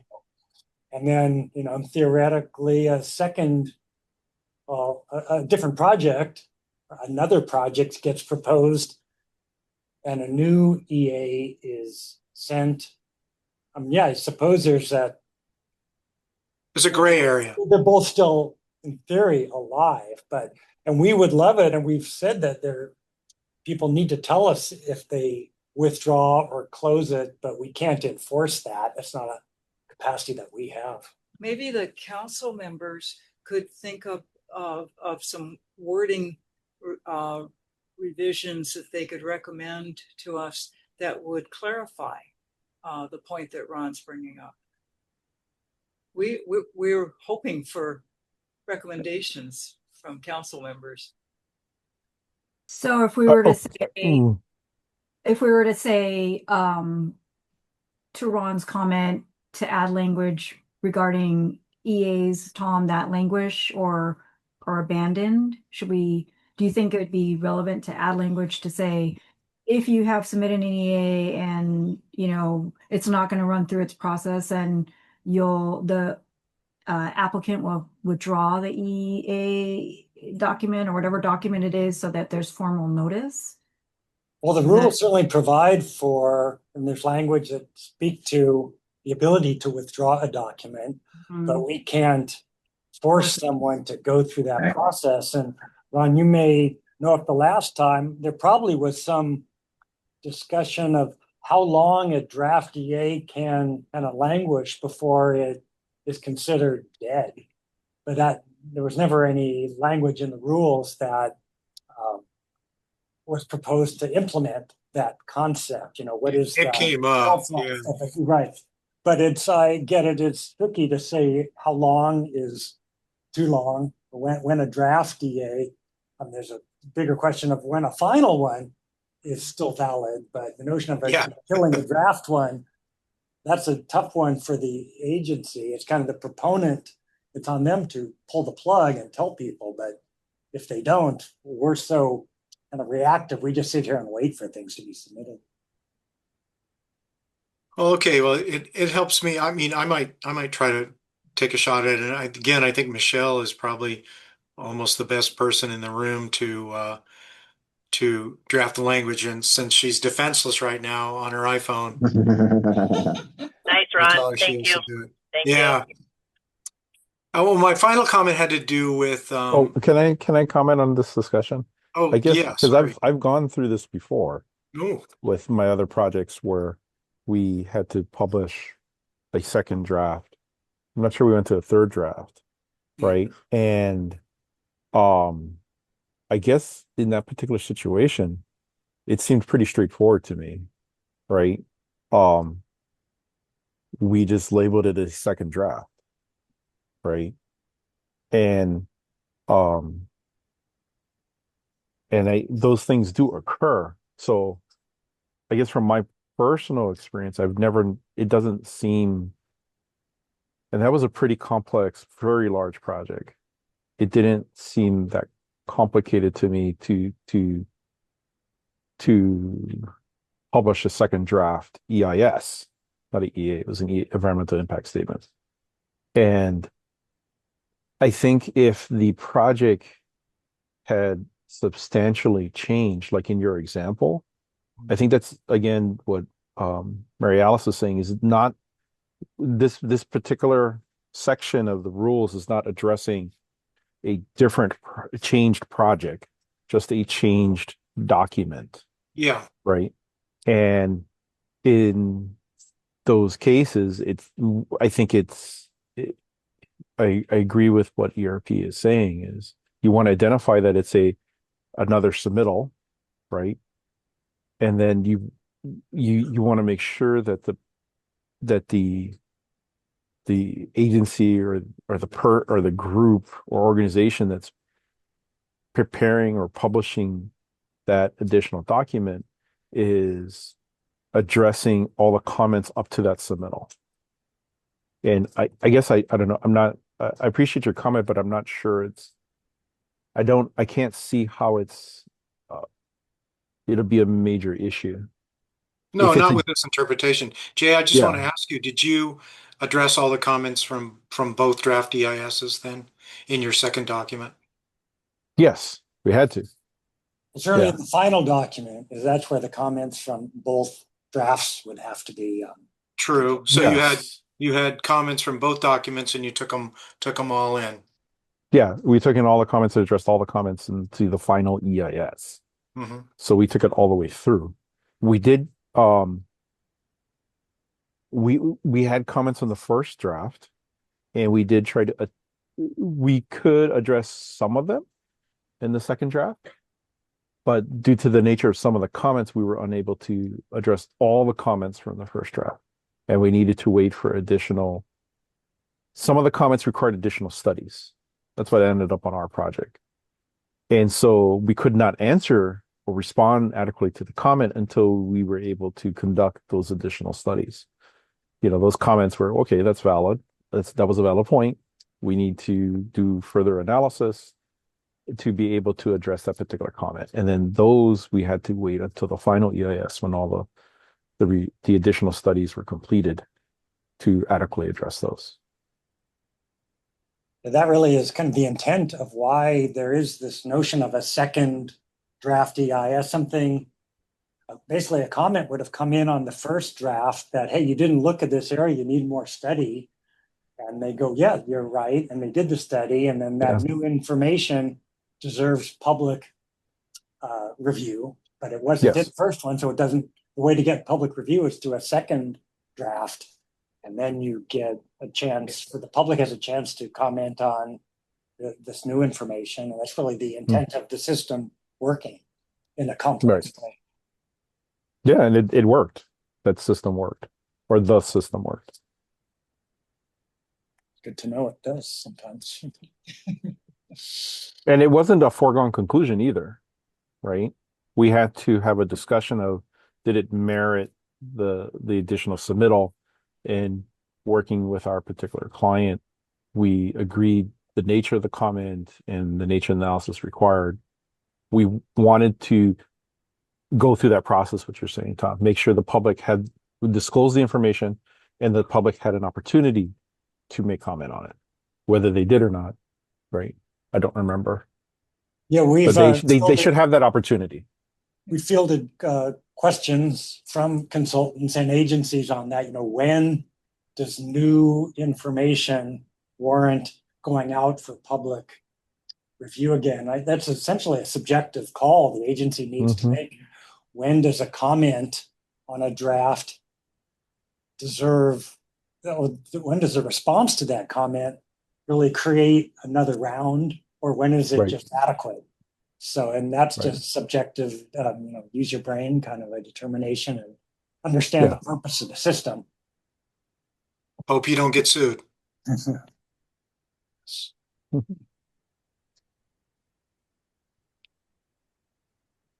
Ron, was that all for your comments? On that one. Okay. There's one more on page 29 that this is something that Onelna and I battled over the whole time we were in the council. She believed one thing, I believed another. And Scott was sort of in the middle on this.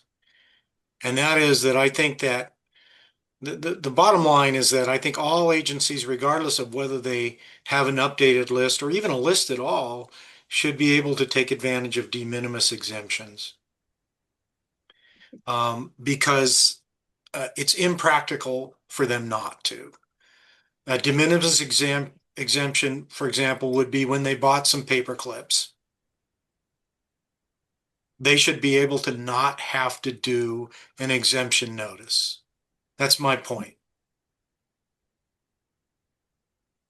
Do we have language in there that requires it? What does that language mean? I always said, you know, Scott and Onana and I went around and around and said, we didn't write this very well. Yeah, it seemed like there was unclarities and inconsistencies with it. Looking at it's going to take some thinking to understand, but I tend to agree. It's in the rules, especially for the de minimis. And given that the exemption list is guidance, how can you say that the guidance overpowers what the rules say? That's my point. Provide that de minimis is available, and why should that be conditioned on whether there is or is not this guidance document? Yeah, and Scott said it's a carrot and the stick, you know, and then Onana was really strong on that. We have to get these agencies. But you see, HHSC came in today, right? Mm-hmm. They haven't had an exemption list this whole damn time, right? Good for them for coming in. I've had to deal with them. They've been my client a number of times. And I tell them every Maybe time, that's it'd be the nice point. if you guys had an exemption list. You know, you're asking me, is this project exempt or not? Be nice if you had a list. So finally, it's good on them. They're doing it. But I think over half the agencies in the state don't even have a list. And a quarter of the agencies or less have an updated list. And I'd like to believe that when 7 years from 2019 is up, which is this year, that all of them are going to have updated concurrent lists. But that's like the tooth fairy, man. It's not going to happen, right? So in the meantime, will they all be making illegal exemptions? Tom, can I ask you a question? Remind me, because I haven't done an exemption list for the state in a really long time. Remind me, or Michelle, how is an agency notified their exemption list is up? Is it, or like within the time frame? Does your office send a letter or is it an email or is it just, hey, by the way, we got to update this? There's really nothing, right? We're not regulatory like that where we Yeah. go out and roust We people. we had strategized, the council had strategized, a couple of years ago about, how do we, sort of rally the troops? How do we get, agencies excited and we can send out letters, but none of it is required. None of it's, so we can start writing folks. We can start calling folks. Well, Michelle, remember we did. Yeah, you did. Right. I mean, more. I Continue did it that before effort. you were on, and then we did it again after you were on. So we've already done it twice. Right. Wait. We don't have the capacity to do that. I'll just put it right out there. Neither do we. The council did it on their own. Right. The council did it with no assistance from ERP at that time.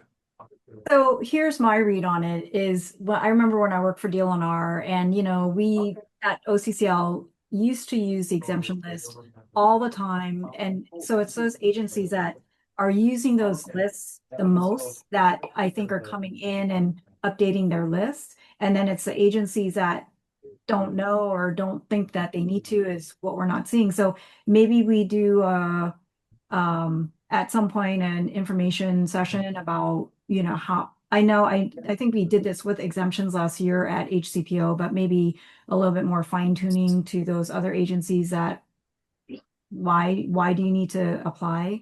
And then is it something that we can put in the 10, like, hey, FYI, these agencies or, any agency that has a list more than 7 years should be coming in because everyone reads the 10 for the most part.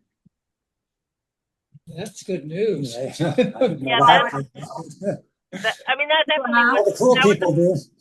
that was a big focus for us at that forum, as you said, Don. I mean, definitely it was informing people on the process, explaining the I mean, that was the reason we did that forum, right? I mean, one of the big reasons was to inform, you know, other agency folks on this process. So I think this is ongoing. I think we just have to decide what level of effort, because the effort, I don't think will end. It will be always. I mean, and there could just be that sort of, if you put it in every edition of the 10, then it's not news anymore. Although I guess you could hope that somebody would read it one day that didn't read it before. But yeah, something to think about. But certainly been something we've been talking about. Yeah, as Ron said, since before I was on the council, how to get compliance. Yeah. Okay, so Mary Alice, if I hear you, you would like all of us on the council to give our proposed language and our comments as well. So Yes, I will absolutely. I'll try to get you something before the end of the month. This is our opportunity. I don't think we have the bandwidth to do an update every year. Yeah. So it's been since August 2019. And as Ron said, it took 3 years to get there. So that was what you started in 2016 or 2017. And, the staff is even smaller than it was, I think. Yes. And there is no deadline for this. No. So the council can, continue this discussion as you hear from your own constituents, your own, circle of folks that, have an interest in how these rules both promote environmental disclosure, but also don't stymie regular, ordinary activities of state and county agencies.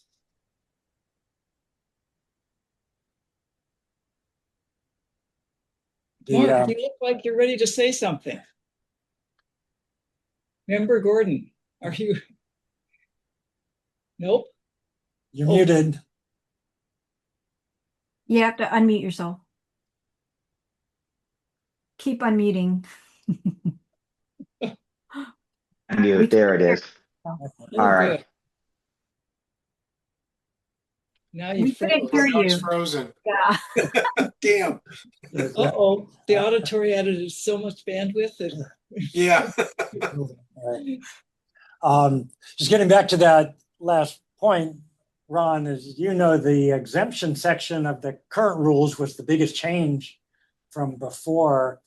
And a lot of complexity was added. And the changes that we proposed this time were pretty minor. It didn't really get in and do big one. It's kind of changing the names of things, calling it minimal as opposed to de minimis, and kind of minor tweaks. Really, the intent that we started with this rule change was just to do some housekeeping, and it's kind of morphed from that into making some reasonable and helpful changes. Yeah, and which we are encouraging, because this might be, the opportunity, since we won't be, able to do it every year. So, well, I think you guys did a good job. Like I said before, please consider the language that I propose, which is only one sentence here, or some variation of it that you think satisfies your needs. I guess I'm proposing this to the council at this point, that the council discuss my my rewording and over the next month or whatever, and yay, nay, or change it, whatever. I wanted to offer it. I thought it would be a helpful for this. It may, as Scott would fear, lessen the motivation of agencies to develop a part one and part two list, because this hammer was no longer hanging over their head. But in honesty, I never met one agency official who even understood that part. So that's not why they're doing exemption lists. They're doing exemption lists to make it easier for them and their staff to comply with 343. So At some point, it gets crazy for them. Hammer isn't a hammer if you don't know what a hammer looks like. Right. Exactly. Okay. Well, we encourage, the council to come up with, ideas and revisions and to discuss them and, arrive at a recommendation. That would be fabulous. And do consider, not making it more complicated, but maybe you see areas that could be more accessible and easier. If you are, that seems like something that the current situation calls for. Having just spent the morning talking about how to make it simpler to apply for a building permit, which turns out is really not simple. I'm sorry, I got cut off before. I'm sorry. You had a question. I did have a question. Regarding the exemption list that we mentioned.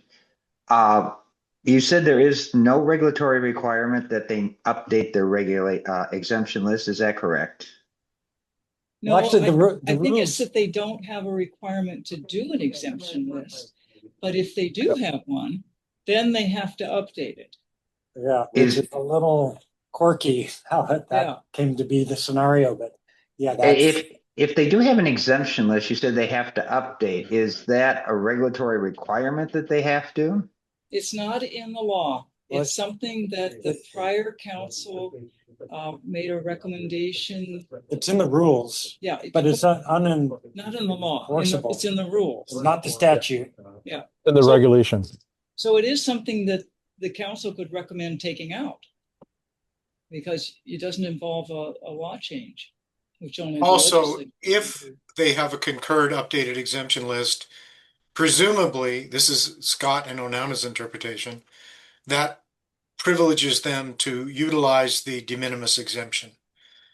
I don't read it quite the same way.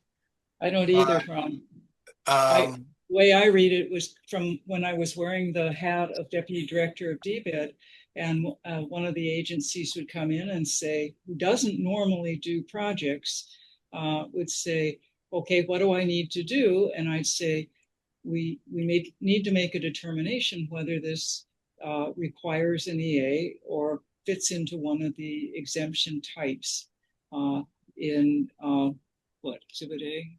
What is Appendix A? The types. Anyway, and then we would, if it didn't have any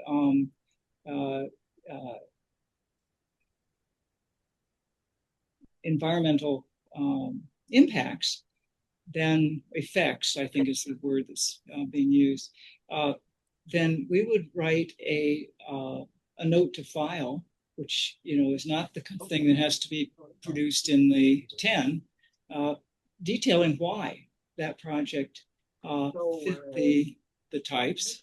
So there are agency departments, whole departments that don't have exemption lists, but they still have to do projects and they still have to disclose environmental effects if they determine that they will have, and meet some of the significance criteria. Yeah, well, certainly before 2019, there was no option to play the de minimis card. And so the only option was to do a formal exemption notice if you're abiding by the rules. Mm-hmm. And then it's always been voluntary whether that gets submitted to us and published. And that's been standing, but the new rules offered this kind of de minimis option where an agency can assert de minimisness as, interpretable. Do only the agencies that have lists play that or not? But anyway, the new rules allow de minimis, but then it does require all agencies to submit this monthly list to us of non-de minimis things. So there's a lot of complexity to all of that. And certainly for the first, I think it added workload. year or two, there was a whole lot of explanation. Now most agencies kind of get it, but there is a lot of complexity in all of that. And the idea is that this, in theory, is making things, well, it's definitely making agencies, give them an easier opportunity to stay legal, which is a good thing. Stay legal. Buying paper clips is now illegal. Well, before there was no option to not do a big exemption for that. And now there is an option to not do a full-blown exemption process. It's not the way I read the law. I think we could fix this by changing the law too, which would help a lot. That all the things that we call de minimis could be encompassed in something in the law that would say these are not subject to Chapter 343. Take them out, exclude them, as we have with buying land. But whenever you step to the legislature, it's like the third rail, right? God knows what's going to happen when you get over there, and what that bill's going to turn into, and what kind of firestorm it's going to generate. So, I know Scott, I know Nana, who are very wise, said that they didn't think that was the way to go. It was a solution, but a solution that probably wouldn't function. Yeah, we don't have any bills at all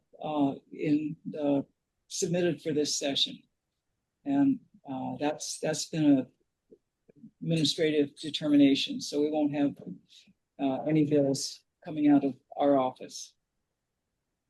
Well, this little rule rewording that I proposed is meant to not poke at the anthill too much, Tom.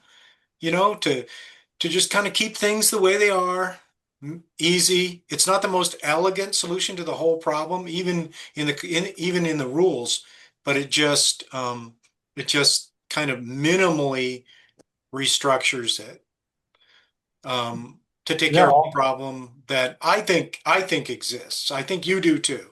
I think you believe that there's this inconsistency there, right? You see that. Yeah, there is inconsistency. So yeah, I'll take a close look at it. Yeah. I just remember working for the state at DLNR and everything over $5 with a P card purchase. And I don't know if it's still P card. I highly doubt it. But I just remember everything was so scrutinized, and it would be nice from a state agency perspective, past employee, to not have to quantify daily activities. But that's just, for a past employee, I had to jump through all the procurement for paper clips for $5, Might as well do 343 then. Yeah. Yeah. I mean, you had to get the bid, and then, you had to, note everything, and you had to, now it's probably a little different. I'm assuming, I hope. I wanted to add one more thing, and I'm going to shut up then. And that is that I work with a lot of agencies on exemptions, both specific and the general concept. Agencies consult me a lot about this, and some even hire me to train their whole agency on how to use exemptions. And they actually appreciate this discussion. It's not something they don't welcome. They really like the fact that we separated what happened with the rules. They think it made things clearer. They like to work with their staff to get things correct, because the public is suing more and more on this, and it's important for them to have a clear guidance and to follow it easily. So, the work that the council is doing is important. And of course, the department, the office as well, because you guys are in charge of it now. Thanks, Ron. Thanks for showing up today too, as a, past member and somebody who went through the rules with Onana. I hope that I can get more people who are past members to also comment if need be, but I'm sure they're very happy to be off. So thank you for showing up. Valuable time. Well, they'll have to live with the consequences if they don't show up. No, just kidding. Right. That's right. Right. Okay, so is this wrapping up our review of the administrative rules, at least for today? or discussion, do you think? Any questions? You may No want to question. consider keeping it as an agenda item or. Yeah, yeah. I think we've been taught by now that it's going to be on the agenda for quite a while, and over again. Okay, so I think I'm going to go to number 5, announcements. And I'm going to sign off. Goodbye, everyone. Bye, Ron. Thank you. Bye-bye, Ron. Thank you. Thanks for your comments, Ron. I think I was told Kaylee Ann had left or was leaving ERP. Her last day is January 16th, and she got a fabulous offer in her second year of law school to do a clerkship. So we congratulate her on that shift, and we will be very much missing her. In the meantime, we're down to 2 people on this staff, Tom and Kim, and we are going to be filling Jen Ching's position. I don't know if we did mention that Jen Ching transferred to the State Department of Defense on December 15th, 16th. And so we'll have an 89-day hire who's joined us in that position, and then we will be trying to fill it on a permanent basis in the meantime. And then we will also be trying to fill Kaylee's position. So we've got some work cut out for us, and we're just incredibly lucky that Tom and Kim are still with us. Yeah, that's and you're still with us, Mary Alice. So Thank you. don't quit. Tom, don't quit. Don't retire. Okay, is that it for announcements? Am I missing anything from ERP or any next number? meeting? Yep. Presumably we'll be still going to stick with the first Tuesday. Yes, and Mark, I know that you're fairly new.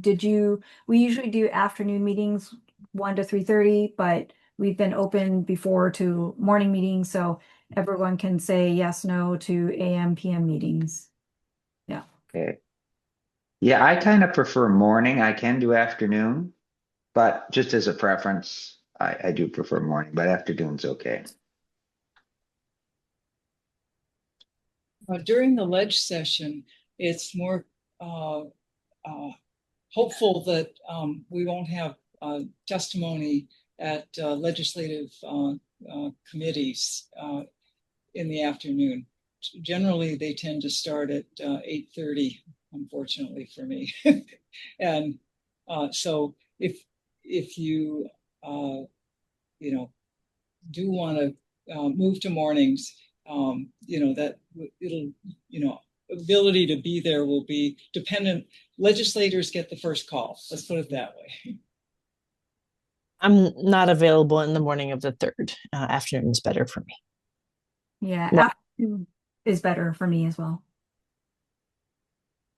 Afternoon is on Tuesdays is good for me. Yep, same. I have it just blocked off. Yep. So just we'll go with the Tuesday, February 3rd in 1 p.m. Okay. Mark, I'm sorry I missed the start of your first meeting. My apologies. Oh, that's all right. Thank you for the welcome. I appreciate it. Well, it's the other way around. We appreciate your being willing to help us out with this. Thank you. Thank you. Thank you. Okay, if there's nothing else, then I'm going to adjourn the meeting at 3:25 p.m. today, January 6th. And thank you for all showing up. And thank you, Mark, for your first day. It was very nice to meet you and have you serve. And just one thing, Jay, I think we're supposed to, according to the annual report, meet with Senator Gapper. Oh, yeah. Yeah. So Yep. maybe I'm not sure if it's sunshine law issue, but I think I'll email you and see when some dates are.